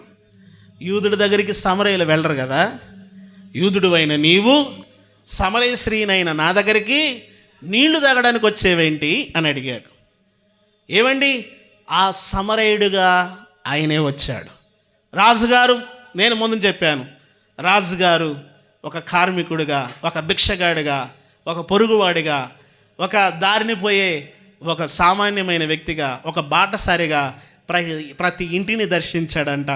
ప్రతి ఇంటిని దర్శించి వారికి ఇచ్చిన సమాచారం ఏంటంటే వారి ఇంట్లో ఉన్న ప్రతి అక్కర తీర్చడానికి, వారి కష్టాలు తెలుసుకోవడానికి ఆయనే రాజుగారు వాళ్ళ ఇంటికి వచ్చినట్లుగా యేసుక్రీస్తు ప్రభువారు ఈ భూమి మీదకి ఎలా వచ్చాడంటే సశరీరుడుగా వచ్చాడు. మనల్ని అర్థం చేసుకోవడానికి ఆయన మనిషిగా వచ్చాడు, మానవుడిగా వచ్చాడు, తల్లి గర్భములో నుండి వచ్చాడు. ఏవండి, ఆయన మన వలె వచ్చి మన యొక్క అవసరతలను ఆయన గుర్తించాడు. మన వలె ఆయన శ్రమ పడ్డాడు, మన వలె ఆయన కష్టపడ్డాడు, మన వలె ఆయన జీవించాడు. ఏవండి, ఆయన మన యొక్క ప్రతి శ్రమను ఆయన గుర్తించాడు. మనము శత్రువుల చేతిలో నుండి విడిపించబడాలి. ఇంకా మన జీవితకాలం అంతయు నిర్భయులమై ఉండాలి. మన జీవితకాలం అంతా కూడా నిర్భయులమై ఉండాలని ఆయన ఉద్దేశించాడు. గమనించండి, ఆయన మనలను నిర్భయులను భయపడకుండా నువ్వు భయపడకుండా ఈ లోకంలో జీవించడానికి ఆయన నీ దగ్గరికి వచ్చాడు. చాలామంది అనేక రకాలైనటువంటి భయాలతో బ్రతుకుతూ ఉంటారు. మనుషులను పట్టి పీడిస్తుంది ఏంటో తెలుసా? భయము, భయము, భయము. ప్రభు అంటా ఉన్నాడు, ప్రజలందరికీ, ఇదిగో భయపడకుడి, ప్రజలందరికీ కలుగబోవు మహా సంతోషకరమైన సువర్తమానము నేను మీకు తెలియచేయుచున్నాను. భయపడవద్దు, ఏ పరిస్థితిని బట్టి భయపడద్దు. నీవు భయపడని అవసరం లేదు, నువ్వు దిగులు పడని అవసరం లేదు. దేనిని బట్టి భయపడతా ఉన్నావు? చాలామంది అప్పులకు భయపడిపోయి వెళ్ళిపోయి చచ్చిపోతూ ఉంటారు. కుటుంబంలో సమస్యలకు భయపడిపోయి ఇక ఏదో ఒకటి చేసేసుకుందాం భయపడిపోతూ ఉంటారు. ప్రతి దానికి వాళ్ళని చూసి భయపడతారు, వీళ్ళని చూసి భయపడతారు. ఏమండి, ఎవరైనా తోడు లేకపోతే భయపడతారు, తోడు ఎక్కువైతే భయపడతారు. ఎవరైనా వస్తే భయపడతారు, రాకపోతే భయపడతారు. చీకటిని చూసి భయపడతారు, వెలుగును చూసి కూడా భయపడతారు. మనుషులు భయముతో బ్రతుకుతూ ఉన్నారు. ఇక్కడ ప్రభు అంటున్నారు, నువ్వు నిర్భయుడవై ఉండాలి. సమరయుడి దగ్గరికి వచ్చి, ఆయన సమరయుడిగా వచ్చి ప్రేమ అంటే ఏంటో, బాధ్యత అంటే ఏంటో, ఇతరుల పట్ల నీ మనసు ఏంటో, నువ్వు ఎలాగ ఇతరుల పట్ల నీ మనసును చూపించాలో ఆయన ఈ భాగం ద్వారా చెప్పాడు. ఇతరుల పట్ల నీ మనసు చూపించడమే నువ్వు పరిశుద్ధంగా జీవించడం, నిన్ను వలె నీ పొరుగు వారిని ప్రేమించడం. ఎంతమందికి తెలుసు? ఏమండి, వింటున్నారా అమ్మ, వింటున్నారా? నిన్ను వలె నీ పొరుగు వారిని ప్రేమించడం ఎంతమంది తెలుసు? నేను చెప్తాను ఖచ్చితంగా, నిన్ను వలె నీ పొరుగు వారిని ప్రేమించడం అనేది చాలా చాలా కష్టం. నిన్ను వలె నీ పొరుగు వారిని ప్రేమించడం అనేది చాలా చాలా కష్టం. యేసుక్రీస్తు ప్రభువారు ఆయన ఎలాగో అలా ప్రేమించాడు. విచిత్రం ఏంటో తెలుసా? ఆయన యోధాను ప్రేమించాడు. యోధ ఎవరు? యేసుక్రీస్తు ప్రభుని అమ్మి వేయడానికి ఆయనతో తిరిగినటువంటి వాడు. యోధ ఎవరు? యేసుక్రీస్తుని బేరం పెట్టినటువంటి వాడు. యేసుక్రీస్తు ప్రభువారు ఆయనతోనే జీవిస్తూ ఆయన బేరం పెట్టి వచ్చినప్పుడు యేసుక్రీస్తు ప్రభువారు ఏం చేశారు తెలుసా? నిన్ను వలె నీ పొరుగు వారిని ప్రేమించడం అనేది ఏంటో ఆయన తన క్రియల్లో చూపించాడు. నువ్వు ఇతరుల విషయంలో నువ్వు ప్రేమను కనపరచకుండా గొప్ప భక్తిని చేస్తున్నాను అని నువ్వు అనుకుంటే నీ భక్తిని అంతటిని కూడా దేవుడు సున్నాతో పోలుస్తాడు. నీ భక్తి సున్నా. ఇతరుల విషయంలో నీ హృదయం సరైనది కాదు. ఓ ధర్మశాస్త్రోపదేశకుడా, నీవు నా యొద్దకే వచ్చి ధర్మశాస్త్రం అంతా నాకు తెలుసు, నేను గొప్ప పరిశుద్ధుడిని అని చెప్పి నువ్వు అనుకుంటున్నావు. ఇతరులను ప్రేమించే విషయంలో నీ హృదయం చెడిపోయింది. ఇతరుల విషయంలో నీ మనస్సు చెడిపోయింది. పక్క వారిని ప్రేమించలేరు అంటూ ఉంటారు. ఉదయం లేచి దీని ముఖం చూశాను అందుకని ఇలా జరిగింది అంటూ ఉంటారు. అమ్మా, మొన్న ఎవరు అంటున్నారంట, ఆ పెళ్ళికి కొంతమంది ఉంటారు భర్తను పోగొట్టుకున్న స్త్రీలు. వాళ్ళు ఎంత దుఃఖంలో ఉంటారో, ఎంత బాధలో ఉంటారో. కొన్నిసార్లు అంటూ ఉంటారు, ఇది ఎదురొచ్చింది, ఎవరో ఈ మనిషి ఎదురొచ్చింది, అందువల్లే నాకు అనవసరంగా ఎగ్జామ్ పోయింది అంటారు. ఈ మనిషి ఎదురొచ్చింది, నాకు అందుకే నష్టమైంది. మా ఆయన డ్యూటీకి వెళ్తుంటే ఈ మనిషి ఎదురొచ్చింది, అందుకని యాక్సిడెంట్ అయింది. అక్కడేదో రాంగ్గా తోలు ఉంటాడు, అక్కడేదో నీ విషయంలోనే ఏదో తప్పు జరిగి ఉంటుంది. అలా అనుకోరు. ఇతరులను ప్రేమించే విషయంలో మనస్సును కనపరచరు కానీ గొప్ప భక్తిని ప్రదర్శిస్తూ ఉంటారు. ఆయన అంటున్నాడు, ఎవరు పొరుగువాడు అంటుంటే ఎవరైతే ఎదురుగా వెళ్ళి సహాయపడ్డాడో, ఏ భేదం లేకుండా ఆయన సహాయపడ్డాడు. ఏ భేదం లేదు.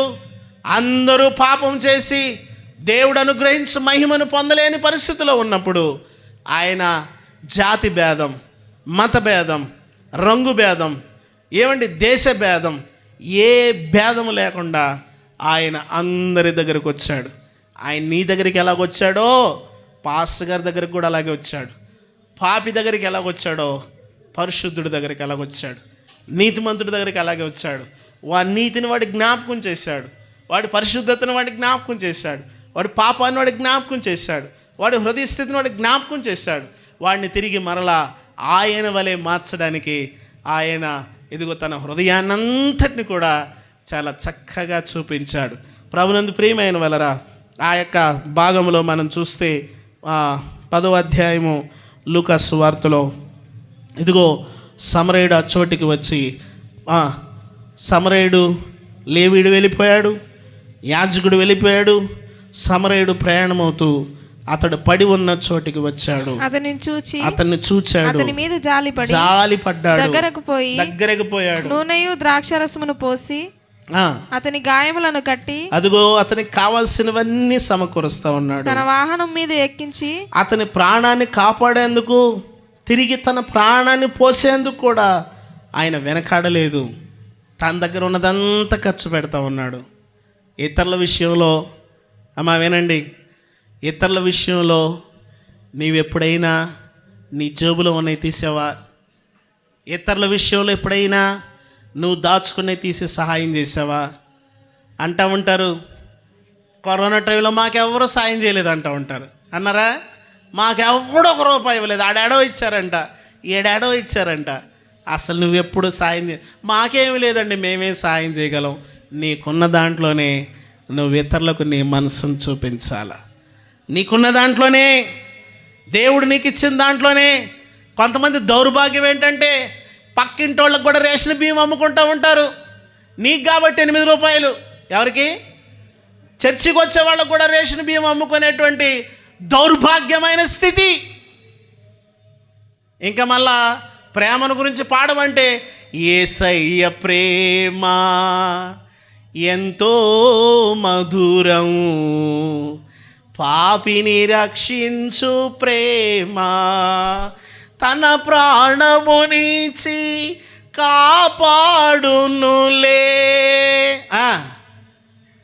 పాట పాడమంటే నీ పాటలో ఇతరులు మారు మనసు పొందాలని ఆశ, నీ పాటలో ఇతరులు ఉజ్జీవింపబడాలనే కోరిక, నీ ప్రార్థనలో ఇతరులు వెలిగించబడిపోవాలనేటువంటి తృష్ణ, నీ ప్రార్థనలో ఇతరులందరూ కూడా రక్షించబడాలి, నా ప్రసంగంలో అందరూ రక్షించబడిపోవాలనే ఆశ నాకు ఉంటుంది. అయితే నీ బతుకు సరిలేనప్పుడు, నా బతుకు సరిలేనప్పుడు ఏ కార్యం జరగదు. దరిద్రం ఏంటంటే ఉచితంగా వచ్చిన రేషన్ బియ్యం కూడా ₹8, ₹10 పక్కింటి వాళ్ళకి అమ్మామంటే ఎవరికి? సిస్టర్, నీకు కాబట్టి సిస్టర్. వేరే వాళ్ళకైతే ₹15 అమ్ముతాను సిస్టర్, వేరే వాళ్ళకైతే ₹15 అమ్ముతాను. నీకు కాబట్టి, మన చర్చి వాళ్ళు కాబట్టి నేను వేరే వాళ్ళకైతే అమ్మను బ్రదరు. ఎవరికి? ఎంత ప్రేమ నీకు అసలు! అసలు నీ ప్రేమ కుండ బద్దలైపోద్దంటే, హృదయం బద్దలైపోయే ప్రేమ. ఏసే ప్రేమ కంటే నీ ప్రేమ అధికంలాగా ఫీల్ అయిపోతూ ఉంటావు. ఎందుకు? ₹8 ఇచ్చేసావు. ఏసై జాలిపడి తన గాడిద దిగేశాడు, వాణ్ణెక్కించాడు, నూనె పోసాడు, ద్రాక్షరసం పోసాడు, తనకున్నదంతా ఇచ్చేశాడు. ఏసై ఏమిచ్చాడు? ప్రాణాన్ని ఇచ్చాడు.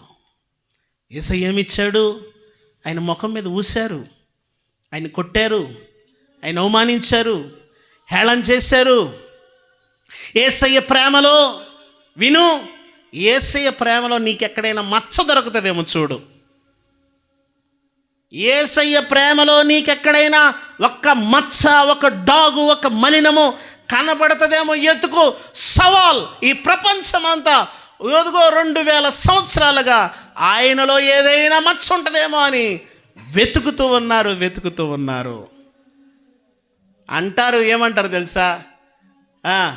యేసయ్య అసలు ఈ భూమి మీద పుట్టలేదంటా ఉంటారు. యేసయ్య పుట్టుకలో అపవిత్రతను ఎతుకుతూ ఉంటారు. వాడు గ్రహింపు లేనివాడు, వానికి లేఖనమే తెలియదు, వాడు బుద్ధిహీనుడు. ప్రభునందు ప్రియమైన వలరా, యేసయ్య జీవితంలో పుట్టుక నుంచి మరణించి తిరిగి లేచే వరకు ఆయనలో ఎక్కడ కూడా డాగ్ కనిపించదు. యేసయ్య దగ్గరికి నువ్వు ప్రవేశించు, యేసయ్య దగ్గరికి నువ్వు వెళ్తా ఉండు, యేసును నువ్వు సమీపిస్తూ ఉండు. యేసులో నువ్వు దగ్గరికి వెళ్ళే కొలది ఆయనలో పరిశుద్ధత నీకు కనిపిస్తుంది, నీలో మచ్చలు నీకు కనిపిస్తాయి. నువ్వు ఆయన దగ్గరికి ఎంత దగ్గరగా వెళ్తావో ఆయన పరిశుద్ధత నీ మీదకి వస్తూ ఉంటుంది. ఆయన పరిశుద్ధతలో నువ్వు ఆయన్ని ఎక్కడైనా మచ్చ దొరుకుతుందేమో అని వెతికి చూడు, ఎక్కడ కూడా ఒక మచ్చ కూడా నీకు కనిపించదు. అదే యేసయ్య దగ్గరికి నువ్వు వెళ్ళేటప్పుడు నిన్ను నువ్వు చూసుకో, ఎన్ని మచ్చలు కనిపిస్తాయో. ప్రభునందు ప్రియమైన వాళ్ళరా, ఇతరులను ప్రేమించే విషయంలో ఎలా ఉంటుందో తెలుసా? మరీ దారుణంగా. వినండి, నేను ముగిస్తూ ఉన్నాను. మార్కెట్కి వెళ్తారు కదా, మంగళవారం మార్కెట్, సోమవారం మార్కెట్, బుధవారం మార్కెట్లు జరుగుతూ ఉంటాయి. అక్కడ వెళ్ళినప్పుడు విచిత్రం ఏంటో తెలుసా? వాళ్ళతోటి వాళ్ళు ఇద్దరు వస్తూ ఉంటారు.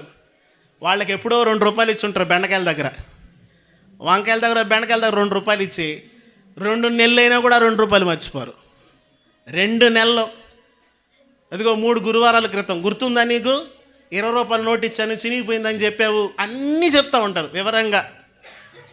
నువ్వు 2 రూపాయలు ఎలాగిచ్చావో దాన్ని చక్కగా ఎక్స్ప్లెయిన్ చేయడానికి ప్రయత్నం చేస్తూ ఉంటావు. వాళ్ళు ఆ 2 రూపాయలు ఇవ్వకుండా ఉండడానికి వాళ్ళు నీ దగ్గర ప్రయత్నం చేస్తుంటే ఆ 2 రూపాయలు నువ్వు ఎలా లాక్కోవాలో ప్రయత్నం చేస్తూ ఉంటావు. మళ్ళీ ప్రేమ గురించి మనం మళ్ళీ ప్రసంగాలు, బోధలు, సంఘము, చర్చి. ఏం ప్రేమ? యేసయ్య ప్రేమ ఎంతో. మైక్ ఇవ్వాలంతే, ఇక మైక్ ఇవ్వాల ఎక్కడ ఉన్న వాళ్ళకి ఎవరికైనా సరే. ఇతరుల విషయంలో నీ హృదయం. యేసయ్య ఆ పడిపోయిన వ్యక్తి దగ్గరికి వచ్చాడు. గుర్తుపెట్టుకో, యేసయ్య పడిపోయిన మానవుడి దగ్గరికి వచ్చాడు. మనలను కొట్టి పడేసిన స్థితిలో ఉన్నప్పుడు యేసయ్య మనల్ని వెతుక్కుంటూ వచ్చాడు. ఆయన మన దగ్గరికి వచ్చి మన మీద తన పరిశుద్ధమైన రక్తాన్నంతా పోసాడు, ద్రాక్షరసం పోసాడు, నూనె పోసాడు, కడిగాడు, కట్టాడు, వాహనం మీద ఎక్కించాడు. ఏమండి, ఆయన నడుచుకుంటూ వస్తున్నాడు, మనల్ని వాహనం ఎక్కించాడు. పరిశుద్ధుడు. ప్రభునందు ప్రియమైన వలన వాహనం ఎక్కించి పోటకోళ్ళ వాని దగ్గర తీసుకొస్తూ ఉన్నాడు. ఏమండి, అతని గాయములు కట్టి 34వ వచనం, తన వాహనం మీద ఎక్కించి ఒక పూటకోళ్ళ వాని ఇంటికి తీసుకొని వస్తా ఉన్నాడు. అతన్ని పరామర్శించెను. అతన్ని ఒక భోజనం పెట్టే ఒక వ్యక్తి దగ్గరికి తీసుకొని వస్తూ ఉన్నాడు. సహాయపడే ఒక వ్యక్తి దగ్గరికి తీసుకొని వస్తూ ఉన్నాడు. అతని కొరకు ఎంతో ఖర్చు పెట్టాడు. యేసయ్య మన కొరకు ఏం ఖర్చు పెట్టాడంటే, యేసయ్య నీ కోసం ఏం ఖర్చు పెట్టాడంటే ఏం చెప్తావు అమ్మా? యేసయ్య నీ కోసం ఏం ఖర్చు పెట్టాడంటే ఏం చెప్తావు? యేసయ్య తన ప్రాణాన్ని నా కొరకు ఖర్చు పెట్టేశాడు. యేసయ్య ఈ భూమి మీదకి వచ్చి చేసిందంటే తెలుసా? మనుషులందరి కొరకు తన ప్రాణాన్ని ఖర్చు పెట్టేశాడు. యేసయ్య ఇప్పుడు లేడు. యేసయ్య ఇప్పుడు లేడు. యేసయ్య ఇప్పుడు లేడు. అయితే ఇదిగో ఇక్కడ ఉన్న వాళ్ళంతా కూడా యేసయ్య పోలికే. యేసయ్య ఇక్కడ లేడు. ఆయన మహిమలో తండ్రి కుడి పార్శ్వమున ఉన్నాడు. ఇప్పుడు నువ్వెవరు అమ్మా? నేను చెప్పాలి. ఇప్పుడు నువ్వెవరు? చెప్పట్లేదు. రక్షించబడిన వ్యక్తులు చెప్పాలి. నువ్వెవరు? యేసు. అవునందు ప్రియమైన వలరా, యేసయ్య మన జీవితాల దగ్గరికి వచ్చినప్పుడు ఆయన తన పోలికను మనకి ఇచ్చేసాడు. మనకు ఆయన ఖర్చు పెట్టింది ఏంటంటే తన ప్రాణాన్ని మన కొరకు ఖర్చు చేశాడు. ఆయన ఏం చేశాడంట? తర్వాత మాట చూడండి.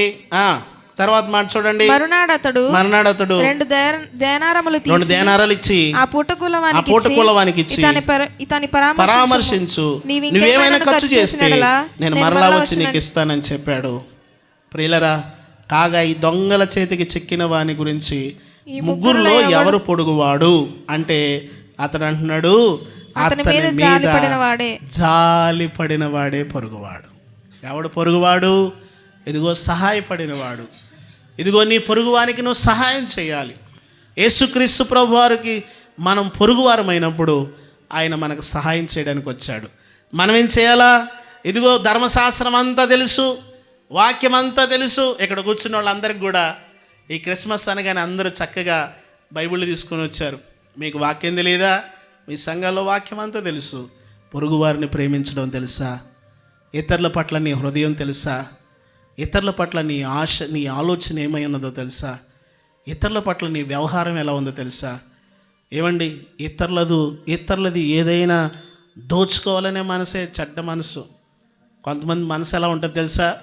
వాళ్ళ ఇళ్ళ వైపు, వాళ్ళ సామాన్ల వైపు చూసి ఇది మన ఇంట్లో ఉంటే బాగుండు అనుకుంటూ ఉంటారు. ఈ బల్బు మన ఇంట్లో ఉంటే బాగుండు, ఈ వస్తువు మన ఇంట్లో ఉంటే బాగుండు, ఇది మనకైతే బాగుండు. మనసు ఏం కోరుకుంటూ ఉంటుంది? ఇతరులది ఆశపడతా ఉంటుంది. యేసుక్రీస్తు ప్రభువారు ఏమండి మన దగ్గర నుండి ఏం ఆశించలేదు, నీ దగ్గర నుండి ఏమీ కోరుకోలేదు. ఆయన నీ దగ్గరకు వచ్చాడు. ఆయన ఈ భూమి మీదకి వచ్చినప్పుడు మనుషుల దగ్గరకు వచ్చాడు, సశరీరుడిగా వచ్చాడు, సామాన్యుడిగా వచ్చాడు. ఆయన మన కొరకు ఏం చేశాడంటే ప్రాణాన్ని పెట్టాడు. ఆయన ప్రాణాన్ని పెట్టాడు. ఆయన ప్రాణాన్ని పెట్టి ఇదిగో ఆయన అంటున్నాడు, నేను నీకు పొరుగువాడిని, నేను నీ పొరుగువాడిగా సహాయం చేశాను కదా, నీవు కూడా ఇతరులకి సహాయం చేయి, ఇతరుల పట్ల నీ మనసు చూపించు. ఇదే క్రిస్మస్. నువ్వు తిరిగి ఇవ్వలేని వ్యక్తికి ఏం చేయాలా? నువ్వు తిరిగి ఇవ్వలేని వ్యక్తికి నువ్వు నీ సహాయాన్ని చేయాలి. కొంతమంది బర్త్డేలు చేసుకుంటూ ఉంటారా? బర్త్డేలు, హలో, బర్త్డేలు చేసుకునే వాళ్ళు ఉన్నారా? బ్రహ్మాండంగా చేసుకుంటూ ఉంటారు. బర్త్డే అనగానే, పిల్లల బర్త్డే అనగానే ఒక పెద్ద గిన్నె వండేస్తారు. ఒక 6 కేజీలు 7 కేజీలు చికెన్ వండేసుకుంటారు. ఏమండి, బిర్యానీ వండేసుకుంటారు. కుటుంబం అంతా కూర్చొని తినేస్తారు. ప్రార్థన చేసుకొని తండ్రి కుమార పరిశుద్ధాత్మ నామములు ఇది అరిగిపోవాలి. అది అరగకపోతే ఏ సోంపో ఏయో వేసుకొని నవిలేస్తారు అది అరగడానికి. ఏమండి, నీవు అటువంటి సందర్భంలో నువ్వు ఇతరులకి అంత భోజనం నీకు తిరిగి పెట్టలేని వ్యక్తికి, అర్థమవుతుందా? తిరిగి పెట్టే వ్యక్తికి కాదు, నీకు మళ్ళీ తిరిగి అందుకే బైబిల్లో ఈ మాట రాస్తుంది, నువ్వు తిరిగి పెట్టలేని వ్యక్తికి నువ్వు నీ సహాయాన్ని చెయ్యి. అందుకని నువ్వు అలా చేస్తే నీ ఆశీర్వాదం నిలిచి ఉంటుంది. ఎందుకంటే వాడు నీకు తిరిగి పెట్టలేడు, ఆ రుణం అలా ఉంటుంది కాబట్టి ఆశీర్వాదం నీకు నిలిచి ఉంటుంది. నీకు నువ్వే కేక్ కోసేసుకుంటావు. నీకో మొక్క, నాకో మొక్క, వాళ్ళకో మొక్క, వీళ్ళకో మొక్క, 4 మొక్కలు చేస్తావు. 4 తీసుకొని తినేస్తారు కేజీ కేకు 4 తినేసి అయిపోయింది బర్త్డే. 5 కేజీల మాంసం 4 పంచుకొని అయిపోయింది బర్త్డే. అది కాదు. ఏ వివాహ దినమో, ఏ బర్త్డే దినమో, ఏ శుభకార్యమో, యేసుక్రీస్తు ప్రభు వారు చూపించే ప్రేమ ఏంటంటే నీ పొరుగువానికి సహాయం చేయి. మనం ఏం చేయాలి తెలుసా? నీ బర్త్డే వచ్చిందనుకో, ఓ 2 కేజీలు వండి 1 కేజీ పొట్లాలు కట్టేసి అదిగో ఆ షాపూర్కి వెళ్ళు, అదిగో ఆ బాలనగర్ వెళ్ళు. భోజనం లేని వాళ్ళు ఉన్నారు, కడుపు కాలు, మళ్ళీ ప్రార్థన చేసినప్పుడు ప్రార్థన చేయ, ప్రభువా లేని వారికి సహాయం చేయంటే ఎట్ట చేస్తాడు? ఏనానా మళ్ళీ ఈ ప్రార్థన కూడా మానరు. మళ్ళీ క్రైస్తవులకి ఈ ప్రార్థనలు అలవాటు అయిపోయినాయి. భక్తితో పాటు ఇలాంటి ప్రార్థనలు ప్రభువా పెట్టేసుకుంటారు. పళ్ళె నిండా మొక్కలు గిక్కలు అన్నీ, ఇటు పక్క చికెన్, అటు పక్క మటన్, ఆ పక్క చేపలు, రొయ్యలు, గుడ్డు కూడా ఉండాలి. మళ్ళా అన్నీ పెట్టేసి ప్రభువా ఈ ఆహారం ఇచ్చినందుకు వందనాలు, లేని వారికి సాయం చేయండి, ఎంతోమంది సమయంలో ఆకలితో ఉన్నారు ప్రభువా వారందరికీ కూడా మీ దయ చూపించి వారికి మీరు ఇవ్వండి, నేను మాత్రం ఇవ్వలేను ప్రభువా. ఏ మనసు అండి ఇది? నీ పొరుగువాని విషయంలో నీ మనసేది? నీకు నువ్వు తినడం కాదు, నువ్వేం చేయాలంటే ఒక 4 పొట్లాలు కట్టు, అడుగు గీకబాకు. అవతలలో పెట్టేటప్పుడు గీకుతూ ఉంటారు గిన్నె, బర్రా. కొంతమందికి అవతలకి మన ఇంట్లో అన్నీ అయిపోవాలని చూపించడానికి గీకుతూ ఉంటారు. అబ్బో మహామేధావులు. ఇది మారాలా మనుషులకి. ఇతరుల విషయంలో నువ్వు సౌండ్ చేయొద్దు అసలు. ఇతరులకు పెట్టే విషయంలో సౌండ్ రావద్దు అసలు. దాతృత్వము నీ చేతిలో కనిపించాలా, సమృద్ధిగా నీ హస్తంలో కనిపించాలా. గీకే మనసు మంచి మనసు కాదు. శ్రేష్టమైనవి తీసుకెళ్ళి అదిగో అక్కడ ఎవరైనా ఉంటే ఎత్తుకు. మనం ఏం చేస్తామో తెలుసా? వాళ్ళు క్రైస్తవులు కాదండి అందుకని ఇవ్వలేదు అంటారు. ఇంకో దరిద్రపు అలవాటు కూడా ఒకటి ఉంది, అదేంటో తెలుసా? క్రైస్తవులు కాదండి అందుకని ఇల్లు కిరాయికి ఇవ్వమంటారు. కొంతమంది క్రైస్తవులు మంచి ఇల్లు కట్టుకొని క్రైస్తవులు కాదండి అందుకని మేము ఇల్లు ఇవ్వమంటారు. అది మంచి పద్ధతి కాదు. నేను చెప్తా ఉన్నాను, వాళ్ళు ఎవరైనా సరే నువ్వు ప్రేమించాలా. అందుకని మనం వెళ్ళగానే ఏమంటారు చెప్పాలి ఇప్పుడు కదా? తెలుసా? అది విన్నారా? ఇల్లు కోసం తిరిగి అది విన్నారా? నేను మన సహోదరులు కొంతమంది ఇల్లు కట్టుకుంటే నేను అన్నాను, నువ్వు ఎవరైనా సరే ఇల్లు ఇచ్చేయి. నువ్వు వాళ్ళకి ఇల్లు ఇచ్చావు కదని చెప్పి రోజు కూర్చొని వాక్యం చెప్పాకు. కొంతమంది ఇల్లు ఇచ్చారు కదని చెప్పి కూర్చొని తీమ్మా బైబిల్ తీ అంటారు. పోయి వాళ్ళ బుర్ర తినేస్తుంటారు. ఎందుకు వచ్చావురా భగవంతుడు అనుకుంటుంటారు వాళ్ళు. నువ్వు అలాంటివి చెయ్యొద్దు. నువ్వు ప్రేమగా ఉండు. సర్లే నీకోసం ప్రార్థన చేస్తున్నావులే అని ఒక మాట చెప్పు చాలు. దేవుని ప్రేమను ఎలా చూపించాలో యేసయ్యను చూస్తే తప్ప నీకు ఆ ప్రేమ అర్థం కాదు. యేసయ్య నువ్వు ఎంత డీప్గా చూస్తావో ఆయన ప్రేమ నీకు అంత లోతుగా అర్థమవుద్ది. ప్రభునందు ప్రియమైన వాళ్ళరా, ఇతరులకు అలా సహాయం చేయి. ఇతరుల పట్ల నీ మనసు అలా చూపించు. ఇతరుల పట్ల నీ హృదయం అలా చూపించు. మన సహోదరు మన పద్మ సిస్టర్ గారు, ఆమెకు కూడా చెప్పాను, ఎవరికైనా ఇచ్చేయండి ఇల్లు అన్నాను. ఎవరన్నారు ఇంట్లో? ఎవరన్నారు తెలుసా? పైన ఎవరెవరు ఉన్నారు తెలుసా?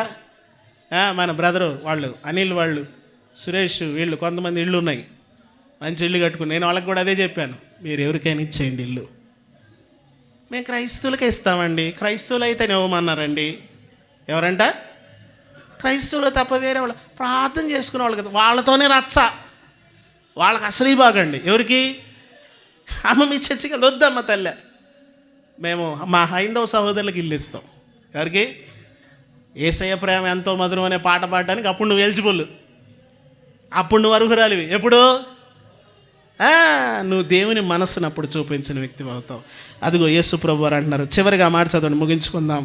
26వ వచనంలో అందుకు యేసు నీవును వెళ్ళి అలాగు చేయమని అలా చెయ్యి అతనితో చెప్పాను. ఏమండి, ఈ కథలో లోతైన ఆధ్యాత్మిక అర్థం ఏంటంటే, నీ వెళ్ళి అలా చెయ్యి. ఇతరులకు నీ మనసును అలా చూపించు. ఎలాగా? నీకున్నది ఖర్చు పెట్టు, నీకున్నది ఖర్చు చెయ్యి. వాళ్ళు పూజలు చేస్తారండి అందుకని వాళ్ళు ఇవ్వమండి, వాళ్ళు పెద్ద సిరాకు పుట్టిస్తారండి, వాళ్ళకి అల్లాపు చల్లుతారండి. ఇవన్నీ మాట్లాడబాకు. వాళ్ళ పద్ధతులు ఏదో వాళ్ళు చేసుకుంటారు. దేవుని మనసును నువ్వు చూపించడం ఎలాగో నీకు ఎంతవరకు అర్థం కాలేదు. దేవుని మనసును నువ్వు చూపించడం నువ్వు నేర్చుకుంటే నీ దగ్గరికి వాళ్ళు వెతుక్కుంటూ వస్తారు. నీ ప్రేమ వాళ్ళకు లోతుగా అర్థమవుద్ది. ప్రభునందు ప్రియమైన వెళ్ళరా, యేసుక్రీస్తు ప్రభు వారు మతాన్ని ఈ భూమి మీద పొలవడానికి రాలేదు. ఏవండి, మతపు రంగుని ఈ భూమి మీద తాపడం చేయడానికి రాలేదు. ఆయన సత్య మార్గాన్ని స్వచ్ఛంగా బోధించాడు. పరిశుద్ధంగా జీవించండి అన్నాడు. హృదయాన్ని శుద్ధి చేసుకొని బ్రతకండి అన్నాడు. పొరుగువానికి సహాయపడండి అన్నాడు. ఇదిగో దానికి మంచి ఉదాహరణ లూకా భక్తుడు రాశాడు. కాబట్టి ప్రభునందు ప్రియమైన వాళ్ళరా, మనం ఇతరుల పట్ల అటువంటి మనస్సును కలిగి మనం వ్యవహరించినప్పుడు నిన్ను వలె నీ పొరుగువాన్ని ప్రేమించుము అనేటువంటి మాట సార్థకత ఏర్పడుతుంది. కాబట్టి అటువంటి మనస్సును కలిగి ముందుకు సాగిపోదాం. దేవుడి మాటలు దీవించునుగాక. ప్రార్థన చేసుకుందాం. తలలు వంచండి, దయచేసి నోరు తెరవండి. ఇతరులను ప్రేమించే విషయంలో, ఇతరుల పట్ల ఇదిగో నేను కనపరిచే విషయంలో ఇంతవరకు నువ్వు విఫలమైపోయి ఉన్నావేమో, ఇంతవరకు నువ్వు ఓడిపోయి ఉన్నావేమో, ఇతరుల పట్ల నీ హృదయాన్ని చూపించే విషయంలో నువ్వు నలిగిపోయిన వ్యక్తిగా ఉన్నావేమో, సరైన విధంగా నీ హృదయాన్ని ఇంతవరకు చూపించలేదేమో, నువ్వు ఆ విషయంలో ఓడిపోయావేమో, నోరు తెరిచి ప్రార్థన చేయి. నీ ప్రార్థన దేవుడు వినడానికి సిద్ధంగా ఉన్నాడు. నిజమైన క్రిస్మస్ ఏంటంటే ఇదిగో నీ హృదయాన్ని పరిశుద్ధపరచుకోవడమే, నీ హృదయాన్ని జాగ్రత్తగా కాపాడుకోవడమే. ఇతరుల పట్ల నీ హృదయం ఎలా ఉంటున్నదో దయచేసి కళ్ళు మూసుకోండి. అమ్మ కళ్ళు మూసుకోండి, ప్రార్థన చేయండి. నోరు తెరిచి ప్రార్థన చేయండి. ఇతరుల పట్ల నీ మనసు, ఇతరుల పట్ల నీ వ్యక్తిత్వం ఎలా ఉంటుంది, ఇతరుల పట్ల నీ ప్రేమ ఎలా ఉంటుంది, ఇతరుల విషయంలో నీ హృదయం ఎలా ఉంటుంది. ఇదిగో నీవు వాక్యాన్ని తెలిసిన వ్యక్తివే, లేఖనం అన్నీ తెలుసు, బైబిల్ గ్రంథంలో పరిశుద్ధులంతా తెలుసు, వాళ్ళు చేసిన కార్యాలన్నీ తెలుసు. అయితే ఇదిగో యేసుక్రీస్తు ప్రభు చెప్తున్నాడు, ధర్మశాస్త్రోపదేశకుడు, ధర్మశాస్త్రమంతా ఆయనకి తెలుసు, కానీ పొరుగువారిని ప్రేమించే విషయంలో ఆ వ్యక్తి విఫలమైపోయాడు. తాను నీతిమంతుడుగా కనపరుచుకోవాలని ప్రయత్నం చేస్తున్నాడు. యేసుక్రీస్తు ప్రభువారు అతని నీతిని అతనికి తప్పుగా చూపించి, ఇదిగో ఈ మార్గములో ఇలాగ నువ్వు పొరుగువాడిని ప్రేమిస్తే నువ్వు సరి అయిన నీతిని అవలంబించిన వ్యక్తివని యేసుక్రీస్తు ప్రభువారు ఆయన జ్ఞాపకం చేశారు. నోరు తెరిచి ప్రార్థన చేద్దాం. ప్రభువా, నీ మనస్సును కలిగి ఈ క్రిస్మస్ దినాల్లో నీ హృదయాన్ని పరిపూర్ణంగా ఎరిగి సాగడానికి సహాయం చేయండి అని ప్రార్థన చేసుకుందాం. ప్రేమ కలిగిన మా తండ్రి, పరిశుద్ధుడా, మహోన్నతుడా, జీవాధిపతి, ఘనమైన మా స్వామి, మీ పరిశుద్ధమైన పాదములకు లెక్కలేని వందనాలు, స్తోత్రాలు, స్తుతులు తెలియచేస్తా ఉన్నాం మా ప్రభువా. మా గమనంలో తెచ్చిన ఇదిగో లోకాసు సువార్త ఆయన 10వ అధ్యాయము 25వ వచనము నుండి మీరు తెలియజేసిన మాటలన్నిటిని బట్టి స్తోత్రాలు. ధర్మశాస్త్రోపదేశకుడు తాను నీతిమంతుడిగా కనపరచుకోరి ఇదిగో తాను నడవవలసినటువంటి మార్గాన్ని అతడు విడిచిపెట్టినట్లుగా మేము చూస్తూ ఉన్నాం. మేము నడవలసిన మార్గం ఏంటో మాకు జ్ఞాపకం చేయడానికి సశరీరుడుగా ఈ భూమి మీదకి 2000 సంవత్సరాల క్రితం వచ్చావు నాయన. ఎంతో తేటగా నీవు ఇదిగో ఆ యొక్క మహిమ మార్గాన్ని మాకు చూపించావు నాయన, మాకు జ్ఞాపకం చేసావు నాయన. మా దేవా, ఇదిగో 2000 సంవత్సరాలుగా అది ఈ భూమి మీద ఉన్న మనుషులమైన మాకు ఎంతో విపులంగా తెలియజేస్తూ ఉన్నారు. అందుకొరకై స్తోత్రాలు. నీ హృదయాన్ని లోతుగా ఎరిగిన వారమై ఈ 2024 సంవత్సరంలో క్రిస్మస్ను ఆశీర్వాదకరంగా జరిగించుకోవడానికి ఈ కుటుంబానికి మాకు దయచేసి నడిపించండి. మీ ఆత్మచేత నింపి నడిపించమని యేసు పరిశుద్ధ నామములో అడిగి వేడుకొనుచున్నాము తండ్రి, ఆమేన్. మంచిది. మనము ఈ క్రిస్మస్ కేక్ కట్ చేసిన తర్వాత క్యాండిల్స్ తెచ్చారా? క్యాండిల్స్ డిస్ట్రిబ్యూట్ చేయండి.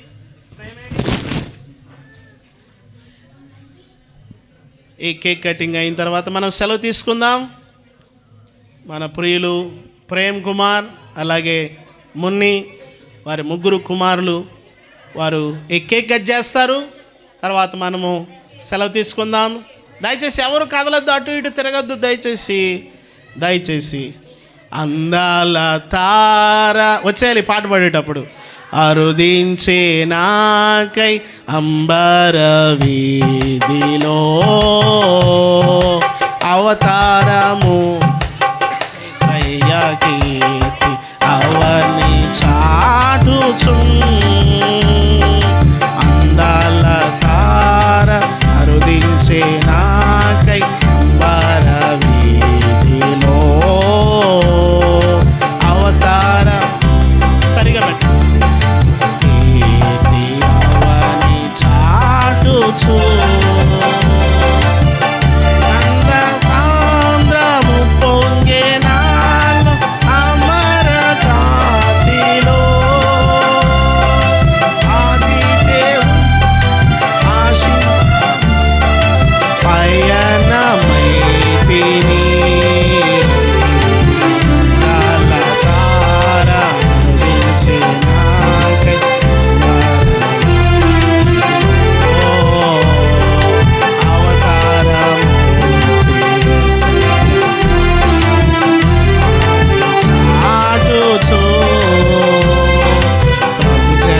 స్థలము పకాయే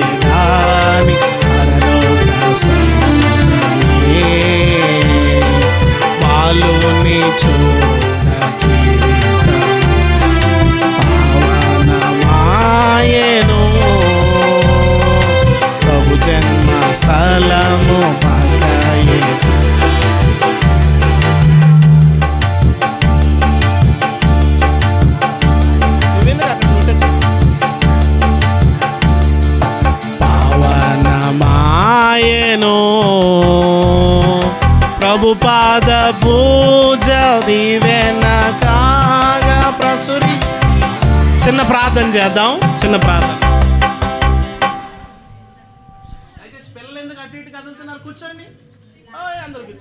పరిశుద్ధుడా, ప్రేమ కలిగిన తండ్రి, మీ శ్రేష్టమైన నామాన్ని బట్టి మిమ్మల్ని స్తుతిస్తూ ఉన్నాం. నువ్వు స్తుతికు యోగ్యుడు, పూజకు అర్హుడు నాయన. తండ్రి మీ నామంలో కూడుకునే గొప్ప ధన్యతను కుటుంబస్తులకు మాకు అనేకులకు మీరు అనుగ్రహించినందుకు వందనాలు. విత్తబడిన వాక్యం మా హృదయాలు ఫలింపచేయండి. నిజంగా మా నీతి మురుకు గుడ్డలు వంటిదని వాక్యం సెలవిస్తూ ఉంది ప్రభువా. తండ్రి మా నాయన మా నీతి క్రియలన్నీ కూడా మరి ప్రభువా మరి మీ ఎదుట మేము నిలబడటానికి సరిపోవు గనుక మీ నీతిని మేము కలిగి ఉండడానికి సహాయం చేయండి తండ్రి. మరి ప్రభువా ధర్మోపదేశకుడు నీతి క్రియలు అది తనకి ప్రభు నష్టాన్ని కలుగజేసినాయి కనుక వారికి ఎలాగ ఉండాలో మీరు చక్కగా బోధించుకుంటూ పొరుగు వారిని ఏ విధంగా ప్రేమించాలో లేఖనాన్ని అతనికి మీరు బోధించారు. ఈ దినాల్లో మేము కూడా అటువంటి మనసు కలిగి ఉండాలని మాకు మీరు వివరించినందుకు వందనాలు చెల్లిస్తున్నాం తండ్రి. అటువంటి మనసును మేము అందరం కలిగి ఈ క్రిస్మస్ను ప్రభు అనేకులకు ప్రభు ప్రేమను మేము తెలియపరిచేవారుగా దీనికోసం ప్రభు మీరు రిక్తునికి లోకానికి వచ్చి మా ప్రభు మా పట్ల మీరు చూపించిన కృపను ప్రేమను మేము అనేకులకు కనపరిచేవారుగా ప్రేమతోనే ఈ లోకాన్ని మీరు జయించారు కనుక మేము కూడా అటువంటి ప్రేమ కలిగిన మనసు కలిగి నీ బిడ్డలుగా ఉండడానికి సహాయం చేయండి. కేక్ కటింగ్లో తోడుండండి. ప్రేమ్ కుమార్ గారిని మున్నీని వారికి ఇచ్చిన 3 కుమారులు కుటుంబాన్ని జ్ఞాపకం చేసుకోండి తండ్రి. నాయన బిడ్డలు ఎంతో ఆస్తి కూడికి పెట్టుకున్నారు. మరి తండ్రి విన్న వర్తమానము కుటుంబానికి కూడి ఉన్న మాకు దీవెనకరంగా చేయండి. ఈ కేక్ కటింగ్ ద్వారా ప్రభా ఈ సంతోషము ఆ కుటుంబాల్లో ప్రభా నిత్యం ఉండడానికి సహాయం చేయమని ముందున్న సమయాన్ని మాకు దీవెనకరంగా చేసి మహిమ పొందమని యేసుక్రీస్తు ఉన్నతమైన నామంలో ప్రార్థించి వేడుకొంచున్నాం మా తండ్రి. ఆమేన్.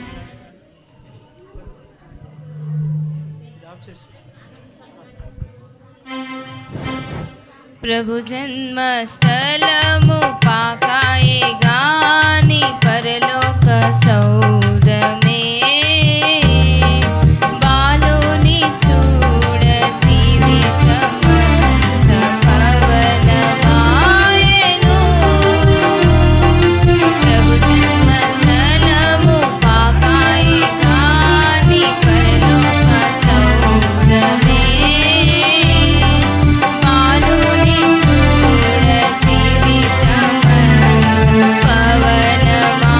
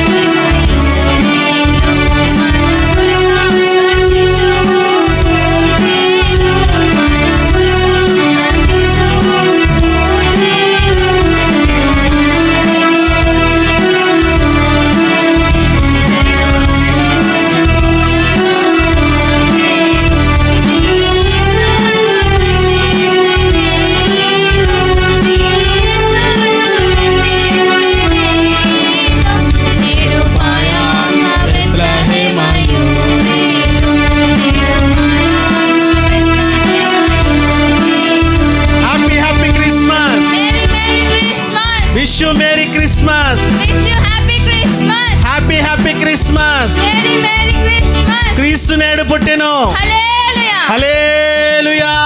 హల్లెలూయా. చిన్న ప్రార్థన చేద్దాం. ప్రేమ కలిగిన మా తండ్రి, పరిశుద్ధుడా, మహోన్నతుడా, నేను లోకమునకు వెలుగునని మీరు సెలవిచ్చారు. ఈ లోకములోకి వచ్చిన మీరు దీపములమైన మమ్మలను మీరు వెలిగించారు. మీరు లోకమునకు వెలుగని మా గురించి చెప్పి వెళ్ళారు. మీరొచ్చు పర్యంతము ఈ లోకములో మేము వెలుగు వలె మీ కొరకు ప్రకాశించడానికి సహాయము చేయండి. ఈ ప్రాంతములో విత్తబడిన సువార్త నీరు కట్టి ఫలించడానికి సహాయము చేయండి. ప్రతి హృదయము ప్రభువా నీ వైపు త్రిప్పబడినట్లుగా సహాయము చేయండి. మా ప్రియులు ప్రేమ్ కుమార్ మున్ని వారికి ఇచ్చినటువంటి 3 కుమారులు వారి కుటుంబాన్ని బట్టి వందనాలు. మా ప్రియులు స్టీఫెన్ గారు, పద్మమ్మ వారి బిడ్డలను బట్టి కుటుంబాన్ని బట్టి వందనాలు. ఇక్కడ చేరిన నీ బిడ్డలందరినీ బట్టి మిమ్మల్ని స్తుతిస్తూ ఉన్నాం. దేవా, మీ కొరకై లోకములో దీపముల వలె వెలుగుచు మండుచు ప్రకాశిస్తూ సాగిపోయే భాగ్యాన్ని దయచేయండి. మీ ఆత్మచేత నింపి నడిపించండి. ఏ కార్యక్రమం ఇంత చక్కగా మీరు జరిగించినందుకు వందనాలు తెలియచేస్తూ యేసు పరిశుద్ధ నామములు అడుగుచున్నాము తండ్రి, ఆమేన్. మన తండ్రి అయిన దేవుని యొక్క ప్రేమయు, ఆయన కుమారుడు మన రక్షకుడు యేసుక్రీస్తు ప్రభువారి కృపయు, పరిశుద్ధాత్మ దేవుని యొక్క సన్నిధి, సమాధానము, క్రిస్మస్ ఆనందము ఈ కుటుంబమునకు కూడిన మనకందరికీ ప్రభువచ్చు పర్యంతము తోడై ఉండి కాపాడి దీవించునుగాక. Happy happy Christmas. Merry merry Christmas. Happy happy Christmas. క్రీస్తు నేడు పుట్టెను. హల్లెలూయా. మీ అందరికీ వందనాలండి. దయచేసి ఈ కుటుంబ పక్షంగా నేనే ప్రకటన చేస్తూ ఉన్నాను. మన ప్రియులు ప్రేమ్ కుమార్ మున్నీలు మీ కొరకై ప్రేమ విందుని ఏర్పాటు చేశారు. అమ్మ, నా మాటలు వినండి దయచేసి, ఎవరు అల్లరి చేయొద్దు. మీ కొరకు ప్రేమ విందుని ఏర్పాటు చేశారు. భోజనం చేయండి, వారి కుటుంబం కొరకు ప్రార్థన చేయండి. 20వ తారీఖున, ఈ నెల 20వ తారీఖున ఫాదర్స్ మోడల్ స్కూల్లో క్రిస్మస్ ఆరాధన ఉంది. మిమ్మల్ని అందరినీ కూడా ప్రేమతో ఆహ్వానిస్తూ ఉన్నాం. శుక్రవారము 20వ తారీఖు శుక్రవారం సాయంత్రం 6:30 గంటల నుండి 9:30 గంటల వరకు మన సుభాష్ చంద్రబోస్ నగర్ ఫాదర్ మోడల్ స్కూల్లో క్రిస్మస్ ఆరాధన ఉంది. మిమ్మల్ని అందరినీ కూడా ప్రేమతో ఆహ్వానిస్తూ ఉన్నాం. దేవుడు మిమ్మల్ని దీవించునుగాక. ఆమేన్. దయచేసి